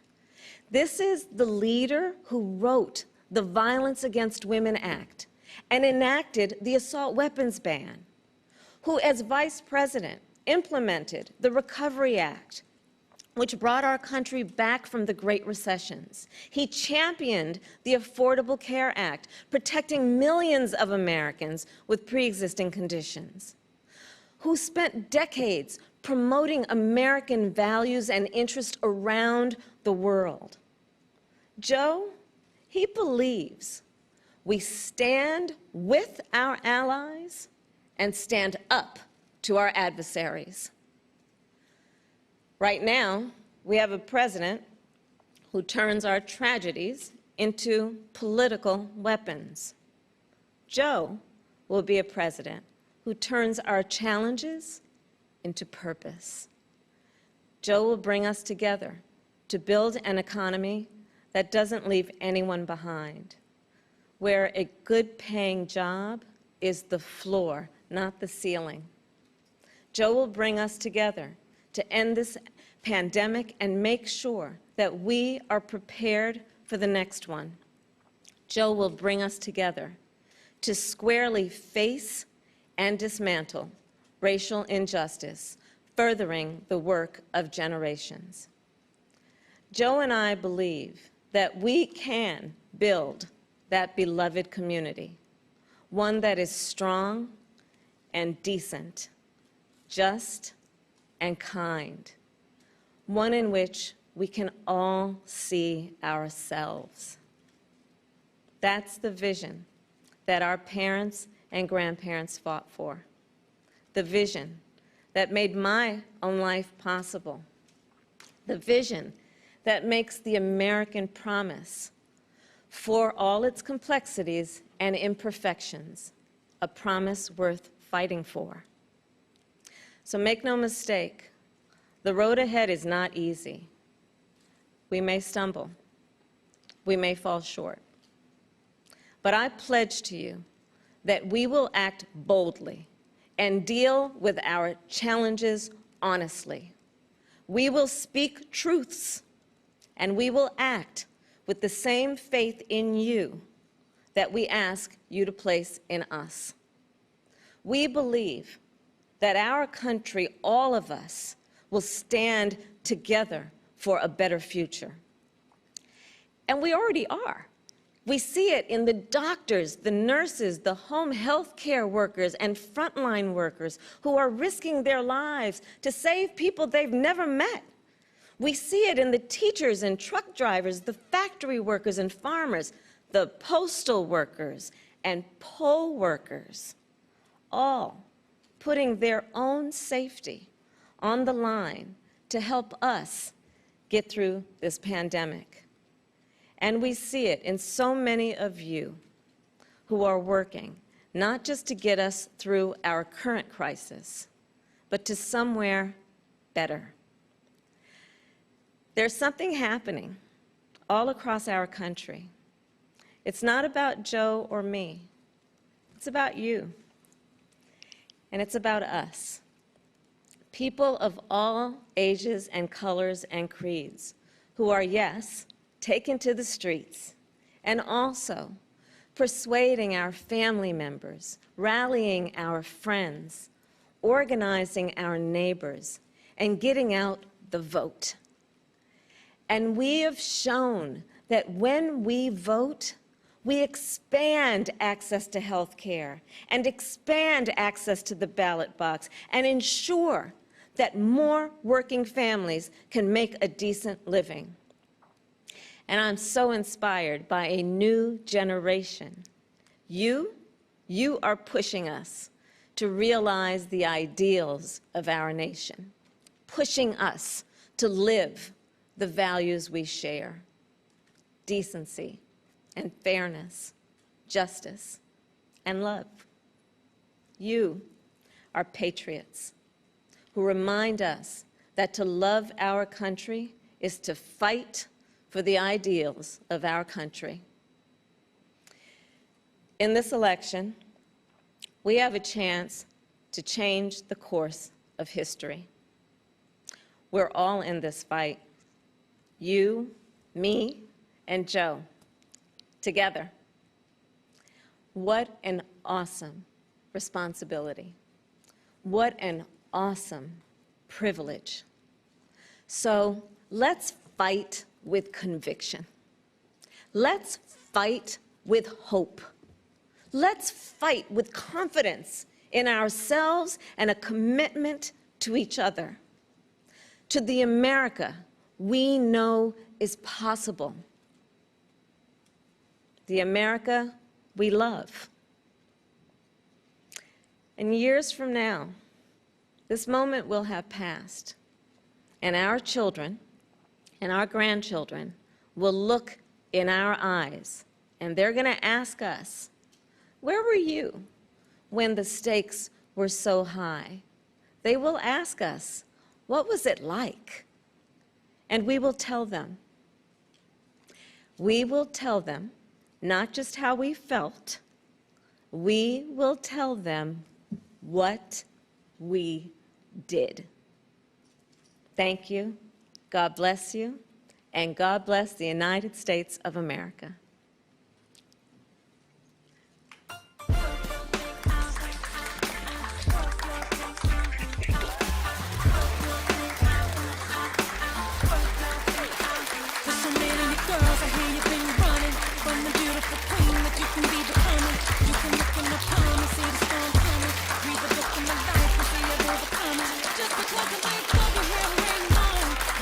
Criticize you for your skin tone. Gonna hold your head high 'cause you a pretty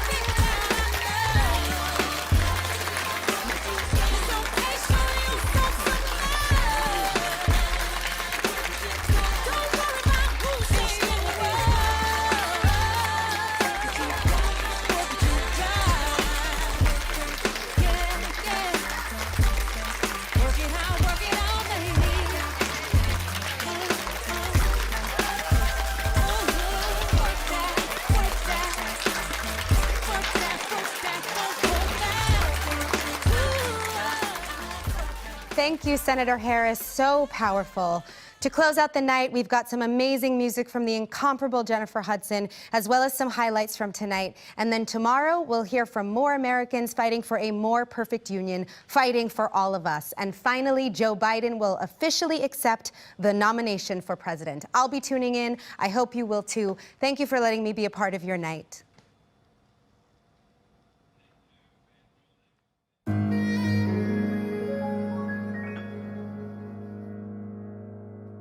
There's an old friend that I once heard say something that touched my heart, and it began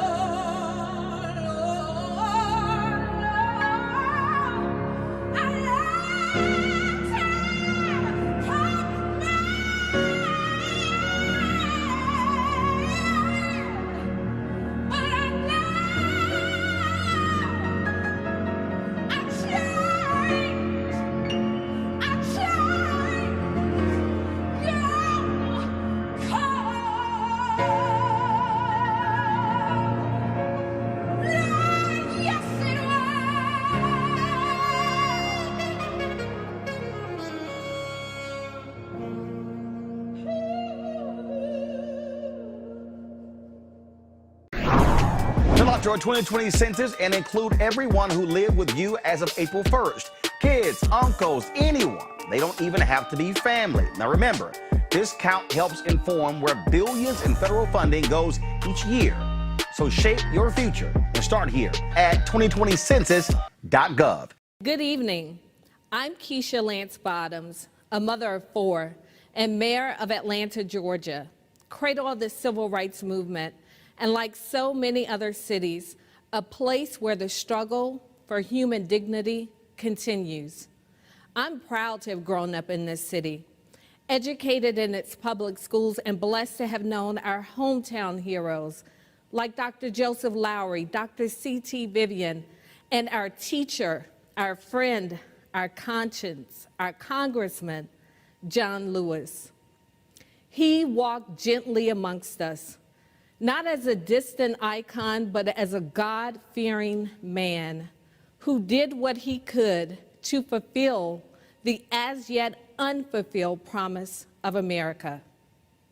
People often think that they can't make a difference, like our civil rights icons. But every person in the movement mattered.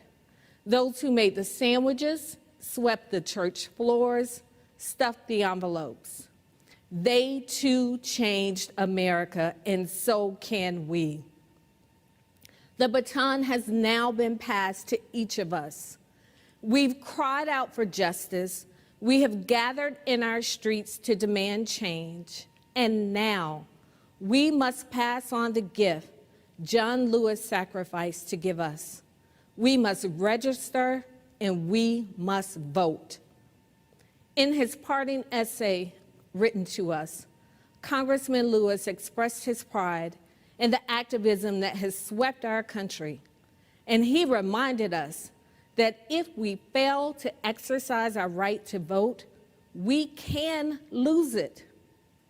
There are those who are disgracefully using this pandemic to spread misinformation and interfere with voting, forcing many in 2020 to still risk their lives to exercise their sacred right to vote. A right that has already been paid for with the blood, sweat, tears, and lives of so many. So let's stand up for our children, our children's children, and for this great democracy that our ancestors worked to build, and let's vote. And let's organize to get others to vote with us. You can help make this happen by texting VOTE to 30330.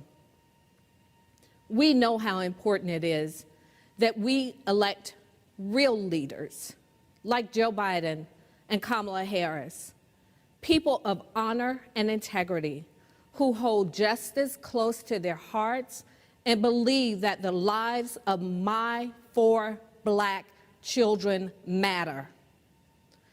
In the words of womanist poet Audre Lorde, your silence will not protect you. Congressman Lewis would not be silenced, and neither can we. We cannot wait for some other time, some other place, some other heroes. We must be the heroes of our generation because we too are America. Our votes can be our voice.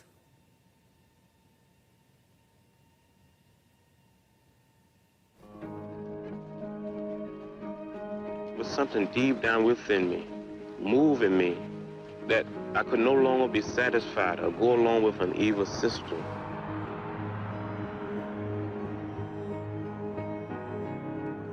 Life was extremely dangerous when we were growing up.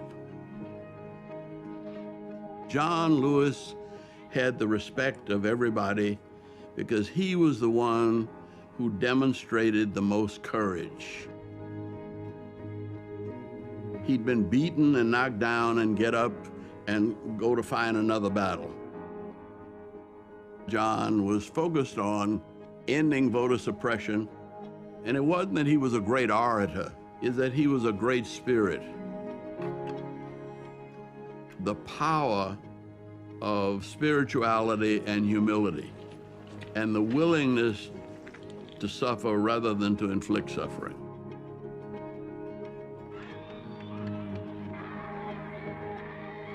One of the things that John has taught us is that, yeah, you may have to sacrifice, but if you're sacrificing for a cause, something bigger than you, and you really believe in it, then you will have people following you. We do not get meaningful legislation out of this Congress. We will march through the South, through the streets of Jackson, through the streets of Danville, through the streets of Cambridge, through the streets of Birmingham.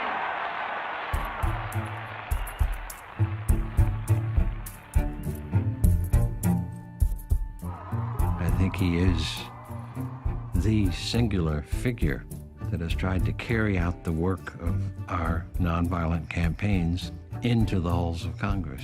From day one, John Lewis was a role model for the members of Congress, whether they were freshmen or here a long time, because he brought with him a kind of heft, a weightiness of purpose. I got arrested a few times during the 60s. 40 times. And since I've been in Congress, another 5 times. The means by which we struggle must be consistent with the end we seek. Someone who has navigated thorny issues of policy, not by castigating alone, but by also encouraging people to be better than they think they can be. Today, we are considering a fair housing measure which not only protects our nation's minorities, but it protects the needs of those with disabilities and families with children. How long do we have to wait before we decide to ban assault weapons? We have another opportunity to bring more of our citizens into political participation. I have on my marching shoes. That's right. I'm fired up. I'm ready to march. And all of these decades later, while he and others of his generation achieved much, we're still fighting against police brutality and fighting for our voting rights. And so we best honor him by continuing to fight the good fights that he fought, by staying in good trouble.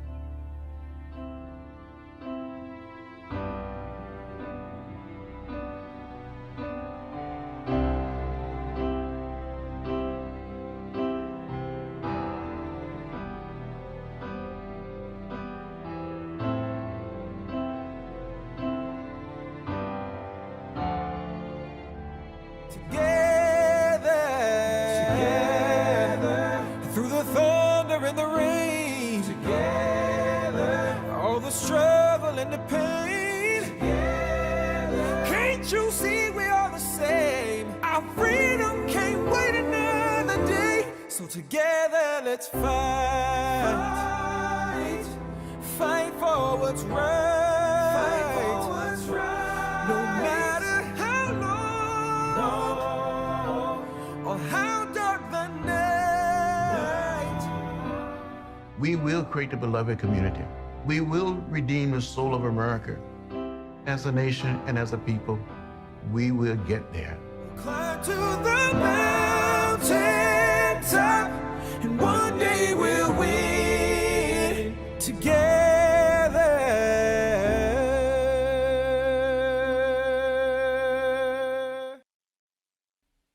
One day, when the glory comes, it will be ours.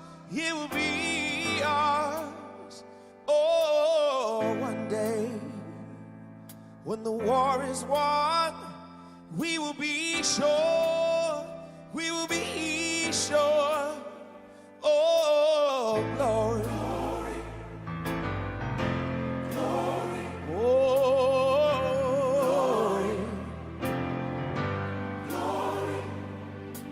Hands to the heavens, no man, no weapon formed against. Yes, glory is destined. Everyday women and men become legends. Sins that go against our skin become blessings. The movement is a rhythm to us. Freedom is like religion to us. Justice is juxtaposition in us. Justice for all just ain't specific enough. One son died, his spirit is revisiting us. True and living in us. Resistance is us. That's why Rosa sat on the bus. That's why we walk through America with our hands up. When it go down, we woman and man up. They say stay down, and we stand up. Shots we on the ground, the camera panned up. King pointed to the mountaintop, and we ran up. One day, When the glory comes, it will be ours. It will be ours. Oh, one day, when the war is won, we will be sure. We will be sure. Oh, glory.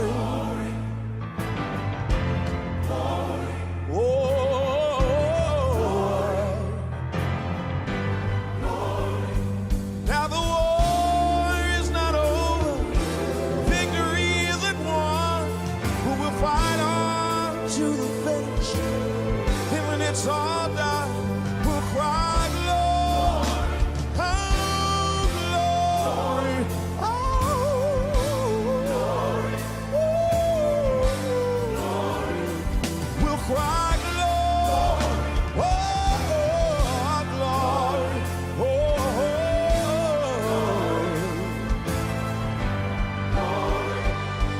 Selma's now for every man, woman, and child. Even Jesus got his crown in front of a crowd. They march with the torch, we gon' run with it now. Never look back, we done gone hundreds of miles. From dark roads, heroes, to become a hero. Facing the League of Justice, power was the people. Enemy is lethal, a king became regal. Saw the face of Jim Crow under a bald ego. The biggest weapon is to stay peaceful. We sing, our music is the cuts that we bleed through. Somewhere in a dream he had an epiphany. Now we right the wrongs in history. No one can win a war individually. It takes the wisdom of the elders, young people's energy. Welcome to the story we call victory. The coming of the Lord, my eyes have seen the glory. one day, when the glory comes, it will be ours. It will be ours. Oh, one day, when the war is won, we will be sure. So sure, we will be sure. So sure to the world. Lord, God be the oh, yeah, yeah. Oh, Lord.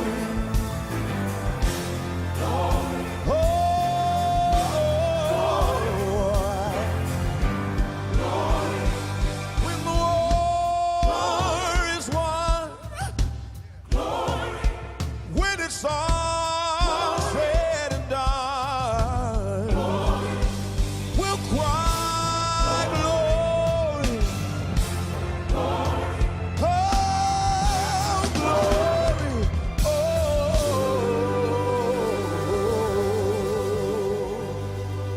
I'm here because a union job lifted my family out of poverty and into the middle class. My grandfather left the Jim Crow South for Detroit, joined the UAW, and got a job on the assembly lines during World War II. That union job enabled him to support his family, raise my mom, and send her to Fisk University. That's the American dream. Together we work, together we rise. Joe Biden and Kamala Harris know the dignity of all working Americans. They know the urgency and the demand of our dream. But working people are under attack. The wealth gap grows, our middle class shrinks, and poverty persists. Last week, Donald Trump said, and I quote, "Our economy is doing good." While 40 million Americans are at risk of losing their homes, 30 million aren't getting enough to eat, and 5.4 million people have lost their health care because of this crisis. He has failed us. But still, I believe in the dream of our ancestors. Together with Joe and Kamala in the White House, we'll raise the minimum wage so no one who works a full-time job in America lives in poverty. Together, we'll fight for those who keep us healthy, who keep us safe, who teach our children.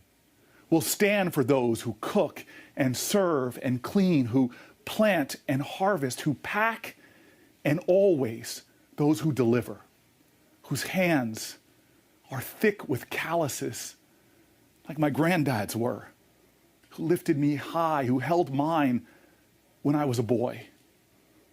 If he was alive, Joe and Kamala, he would be so proud of you. And he'd tell us, take another by the hand and another, and let's get to work. This dream ain't free. You gotta work for it. So like his generation, up and out of the Depression, let's now work together and stand together. And America, together, we will rise. We want to ensure that our kids live in a nation that is safe, happy, healthy, and fair. And so this election... We're voting for Joe Biden. Let's have a conversation with these kids. Let's do it. So, let's jump right in, shall we? What does jump in mean? Go for it. Mommy, I can't be quiet. Why? Because. I don't want you to be quiet. You deserve to speak and say whatever it is that comes to your mind in this moment right now. Every election is important. This upcoming election is especially important. One, because the social injustices right now, racial inequality, but also because we have children. Excuse me, Mommy? Yes. I need to go to the bathroom. Okay. You want to go right now? Do you know where the president lives? In the White House, Washington, D.C.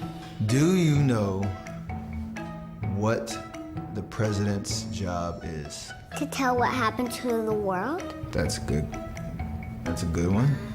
Keep the environment safe. That is correct. As we say, that is. If you could create the ideal person to lead this country, what characteristics would that person have? A very kind personality. What would you like to see taken care of? I would like to see them taking care of the earth and the people. So, girls, it is 2020 and the election is coming up in November. Do you know who is running for president? Joe Biden. Yeah. And... Exactly, that's it. This video's over. What would you say if you knew that Joe Biden was going to have a woman as his vice president? Surprised, like happy. Why? There's like not a lot of like women being president and helping alongside the president. How important do you think your faith is in the way that you live your life? Really big, because I'm grateful for all the things that I have and that I love my family. And with that said, everyone, we really thank you, one, for listening to this very candid conversation with our daughters. And we just want to encourage you to truly do your research, think about your own homes and what you'd like to see projected out into the world in the right direction is making sure that you vote this election for Biden. Whatever you do, please vote. Every vote counts. Just remember that. You gonna dance out? Good evening. Ella Baker, a giant of the civil rights movement, left us with this wisdom. Give people light, and they will find the way. Give people light. Those are words for our time. The current president has cloaked American darkness for much too long. Too much anger, too much fear, too much division. Here and now, I give you my word. If you entrust me with the presidency, I will draw on the best of us, not the worst. I'll be an ally of the light, not the darkness. It's time for us, for we the people, to come together. And make no mistake, united we can and will overcome this season of darkness in America. We'll choose hope over fear, facts over fiction, fairness over privilege. I'm a proud Democrat, and I'll be proud to carry the banner of our party into the general election. So it's with great honor and humility, I accept this nomination for President of the United States of America. But while I'll be a Democratic candidate, I will be an American president. I'll work hard for those who didn't support me, as hard for them as I did for those who did vote for me. That's the job of a president, to represent all of us, not just our base or our party. This is not a partisan moment. This must be an American moment. It's a moment that calls for hope and light and love, hope for our future, light to see our way forward, and love for one another. America isn't just a collection of clashing interests of red states or blue states. We're so much bigger than that. We're so much better than that. You know, nearly a century ago, Franklin Roosevelt pledged a New Deal in a time of massive unemployment, uncertainty, and fear.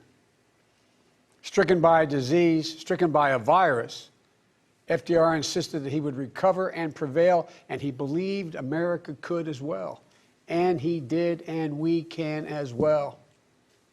This campaign isn't just about winning votes. It's about winning the heart and, yes, the soul of America. Winning it for the generous among us, not the selfish. Winning it for workers who keep this country going, not just the privileged few at the top. Winning it for those communities who have known the injustice of a knee on the neck. For all the young people who have known only America being rising inequity and shrinking opportunity, they deserve the experience of America's promise. They deserve to experience it in full. You know, no generation ever knows what history will ask of it. All we can ever know is whether we're ready when that moment arrives. And now history has delivered us to one of the most difficult moments America's ever faced. Four historic crises, all at the same time. A perfect storm. The worst pandemic in over 100 years. The worst economic crisis since the Great Depression. The most compelling call for racial justice since the 60s. And the undeniable realities and just the accelerating threats of climate change. So the question for us is simple. Are we ready? I believe we are. We must be. You know, all elections are important. But we know in our bones this one is more consequential.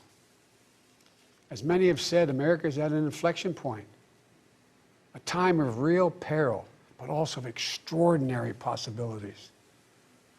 We can choose a path of becoming angrier, less hopeful, more divided, a path of shadow and suspicion, or we can choose a different path and together take this chance to heal, to reform, to unite, a path of hope and light.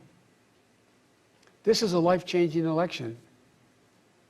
This will determine what America is going to look like for a long, long time. Character is on the ballot. Compassion is on the ballot. Decency, science, democracy, they're all on the ballot. Who we are as a nation, what we stand for, and most importantly, who we want to be, that's all on the ballot. And the choice could not be more clear. No rhetoric is needed. Just judge this president on the facts. 5 million Americans infected by COVID-19. More than 170,000 Americans have died. By far the worst performance of any nation on earth. More than 50 million people have filed for unemployment this year. More than 10 million people are going to lose their health insurance this year. Nearly 1 in 6 small businesses have closed this year. And this president, if he's reelected, you know what will happen. Cases and deaths will remain far too high. More mom and pop businesses will close their doors, and this time for good. Working families will struggle to get by. And yet the wealthiest 1% will get tens of billions of dollars in new tax breaks. And the assault on the Affordable Care Act will continue until it's destroyed, taking insurance away from more than 20 million people, including more than 15 million people on Medicaid, and getting rid of the protections that President Obama worked so hard to get passed for people who have 100 million more people who have pre-existing conditions. And speaking of President Obama, a man I was honored to serve alongside for 8 years as vice president, let me take this moment to say something we don't say nearly enough. Thank you, Mr. President. You were a great president, a president our children could and did look up to. No one's going to say that about the current occupant of the White House. What we know about this president is if he's given 4 more years, he'll be what he's been for the last 4 years. A president who takes no responsibility, refuses to lead, blames others, cozies up to dictators, and fans the flames of hate and division. He'll wake up every day believing the job is all about him, never about you. Is that the American you want for you, your family, your children? I see a different America, one that's generous and strong, selfless and humble. It's an America we can rebuild together. As president, the first step I will take will be to get control of the virus that has ruined so many lives. Because I understand something this president hasn't from the beginning. We will never get our economy back on track. We will never get our kids safely back in schools. We'll never have our lives back until we deal with this virus. The tragedy of where we are today is it didn't have to be this bad. Just look around. It's not this bad in Canada or Europe or Japan or almost anywhere else in the world. And the president keeps telling us the virus is going to disappear. He keeps waiting for a miracle. Well, I have news for him. No miracle is coming. We lead the world in confirmed cases. We lead the world in deaths. Our economy is in tatters with Black, Latino, Asian American, Native American communities bearing the brunt of it. And after all this time, the president still does not have a plan. Well, I do. If I'm your president, on day one, we'll implement the national strategy I've been laying out since March. We'll develop and deploy rapid tests with results available immediately. We'll make the medical supplies and protective equipment that our country needs. And we'll make them here in America, so we will never again be at the mercy of China or other foreign countries in order to protect our own people. We'll make sure our schools have the resources they need to be open, safe, and effective. We'll put politics aside. We'll take the muzzle off our experts so the public gets the information they need and deserve. Honest, unvarnished truth. They can handle it. We'll have a national mandate to wear masks, not as a burden, but as a patriotic duty to protect one another. In short, we'll do what we should have done from the very beginning. Our current president has failed in his most basic duty to the nation. He's failed to protect us. He's failed to protect America. And my fellow Americans, that is unforgivable. As president, I'll make you a promise. I'll protect America. I will defend us from every attack, seen and unseen, always, without exception, every time. Look, I understand. I understand how hard it is to have any hope right now. On this summer night, let me take a moment to speak to those of you who have lost the most. I have some idea how it feels to lose someone you love. I know that deep black hole that opens up in the middle of your chest and you feel like you're being sucked into it. I know how mean and cruel and unfair life can be sometimes. But I've learned 2 things. First, your loved one may have left this earth, but they'll never leave your heart. They'll always be with you. You'll always hear them. And second, I found the best way through pain and loss and grief is to find purpose. As God's children, each of us have a purpose in our lives. We have a great purpose as a nation to open the doors of opportunity to all Americans, to save our democracy, to be a light to the world once again. and finally to live up to and make real the words written in the sacred documents that founded this nation, that all men and women are created equal, endowed by their Creator with certain inalienable rights, among them life, liberty, and the pursuit of happiness. You know, my dad was an honorable, decent man. He got knocked down a few times pretty hard, but he always got back up. He worked hard, and he built a great middle-class life for our family. He used to say, Joey, I don't expect the government to solve my problems, but I sure in hell expect them to understand them. And then he'd say, Joey, a job is about a lot more than a paycheck. It's about your dignity. It's about respect. It's about your place in the community. It's about being able to look your kid in the eye and say, honey, it's going to be okay, and mean it. I've never forgotten those lessons. That's why my economic plan is all about jobs, dignity, respect, and community. Together we can and will rebuild our economy. And when we do, we'll not only build back, we'll build back better. With modern roads, bridges, highways, broadband, ports and airports as a new foundation for economic growth, with pipes that transport clean water to every community, with 5 million new manufacturing and technology jobs so the future is made in America, with a healthcare system that lowers premiums, deductibles, drug prices, by building on the Affordable Care Act he's trying to rip away, with an education system that trains our people for the best jobs of the 21st century. There's not a single thing American workers can't do. And where cost doesn't prevent young people from going to college and student debt doesn't crush them when they get out. With a child care and elder care system that makes it possible for parents to go to work and for the elderly to stay in their homes with dignity. With an immigration system that powers our economy and reflects our values. And with newly empowered labor unions. They're the ones that built the middle class. With equal pay for women, with rising wages you can raise a child on, a family on. And yes, we're going to do more than praise our essential workers.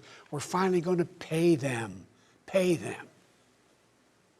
We can and we will deal with climate change. It's not only a crisis, it's an enormous opportunity. An opportunity for America to lead the world in clean energy and create millions of new, good-paying jobs in the process.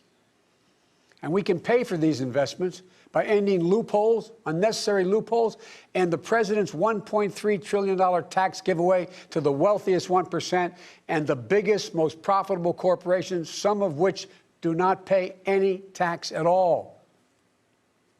Because we don't need a tax code that rewards wealth more than it rewards work. I'm not looking to punish anyone. Far from it. But it's long past time the wealthiest people and the biggest corporations in this country paid their fair share. And for our seniors, Social Security is a sacred obligation, a sacred promise made. They paid for. The current president is threatening to break that promise. He's proposing to eliminate a tax that pays for almost half the Social Security without any way of making up for that lost revenue, resulting in cuts. I will not let that happen. If I'm your president, we're going to protect Social Security and Medicare. You have my word. One of the most powerful voices we hear in the country today is from our young people. They're speaking to the inequity and injustice that has grown up in America. Economic injustice, racial injustice, environmental injustice. I hear their voices. If you listen, you can hear them too. And whether it's the existential threat posed by climate change, the daily fear of being gunned down in school, or the inability to get started in your first job, it will be the work of the next president to restore the promise of America to everyone. And I'm not going to have to do it alone, because I'll have a great vice president at my side. Senator Kamala Harris, she's a powerful voice for this nation. Her story is the American story. She knows about all the obstacles thrown in the way of so many in our country. Women, Black Americans, South Asian Americans, immigrants, the left out and the left behind. But she's overcome every obstacle she's ever faced. No one's been tougher on the big banks and the gun lobby. No one's been tougher in calling out the current administration for its extremism, its failure to follow the law, its failure to simply tell the truth. Kamala and I both draw from our families. That's where we get our strength. For Kamala, it's Doug and their families. For me, it's Jill and ours. I've said many times, no man deserves one great love in his life, let alone two. But I've known two. After losing my first wife in that car accident, Jill came into my life. She put our family back together. She's an educator, a mom, a military mom, and an unstoppable force. If she puts her mind to it, just get out of the way. She's going to get it done. She was a great second lady, and I know she'll make a great first lady for this nation. She loves this country so much. And I'll always have the strength that can only come from family. Hunter, Ashley, all our grandchildren, my brothers, my sister, they give me courage. They lift me up. While he's no longer with us, Bo inspires me every day. Bo served our nation in uniform. A year in Iraq, a decorated Iraqi war veteran. So I take very personally the profound responsibility of serving as Commander-in-Chief. I'll be a president who will stand with our allies and friends and make it clear to our adversaries the days of cozying up to dictators is over. Under President Biden, America will not turn a blind eye to Russian bounties on the heads of American soldiers. Nor will I put up with foreign interference in our most sacred democratic exercise, voting. And I'll always stand for our values of human rights and dignity. I'll work in common purpose for a more secure, peaceful, and prosperous world. History has thrust one more urgent task on us. Will we be the generation that finally wipes out the stain of racism from our national character? I believe we're up to it. I believe we're ready. Just a week ago yesterday was the 3rd anniversary of the events in Charlottesville. Close your eyes. Remember what you saw on television. Remember seeing those neo-Nazis and Klansmen and white supremacists coming out of fields with lighted torches, veins bulging, spewing the same anti-Semitic bile heard across Europe in the 30s. Remember the violent clash that ensued between those spreading hate and those with the courage to stand against it. And remember what the president said when asked? He said there were, quote, very fine people on both sides. It was a wake-up call for us as a country, and for me, a call to action. At that moment, I knew I'd have to run, because my father taught us that silence was complicity, and I could never remain silent or complicit.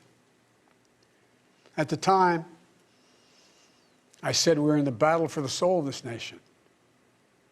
And we are. You know, one of the most important conversations I've had this entire campaign, it was with someone who was much too young to vote. I met with 6-year-old Gianna Floyd the day before her daddy, George Floyd, was laid to rest. She's an incredibly brave little girl. And I'll never forget it. When I leaned down to speak to her, she looked in my eyes and she said, and I quote, "Daddy changed the world. Daddy changed the world." Her words burrowed deep into my heart. Maybe George Floyd murder was a breaking point. Maybe John Lewis is passing the inspiration. But however it's come to be, however it's happened, America's ready, in John's words, to lay down, quote, the heavy burden of hate at last, and to end the hard work of rooting out our systemic racism. You know, American history tells us that it's been in our darkest moments that we've made our greatest progress, that we found the light. In this dark moment, I believe we're poised to make great progress again, that we can find the light once more. You know, many people have heard me say this, but I've always believed you can define America in one word: possibilities. The defining feature of America: everything is possible. That in America, everyone, and I mean everyone, should be given an opportunity to go as far as their dreams and God-given ability will take them. We can never lose that. In times as challenging as these, I believe there's only one way forward. As a united America, united in our pursuit of a more perfect union, united in our dreams of a better future for us and for our children, united in our determination to make the coming years bright. Are you ready? I believe we are. This is a great nation. We're a good and decent people. For Lord's sake, this is the United States of America. And there's never been anything we've been able to accomplish when we've done it together. The Irish poet Seamus Heaney once wrote, "History says, don't hope on this side of the grave, but then, once in a lifetime, the longed-for tidal wave of justice can rise up and hope and history rhyme." This is our moment to make hope and history rhyme. With passion and purpose, let us begin, you and I together, one nation, under God, united in our love for America, united in our love for each other. For love is more powerful than hate, hope is more powerful than fear, and light is more powerful than dark. This is our moment.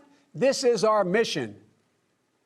May history be able to say that the end of this chapter of American darkness began here tonight, as love and hope and light join in the battle for the soul of the nation. And this is a battle we will win, and we'll do it together. I promise you.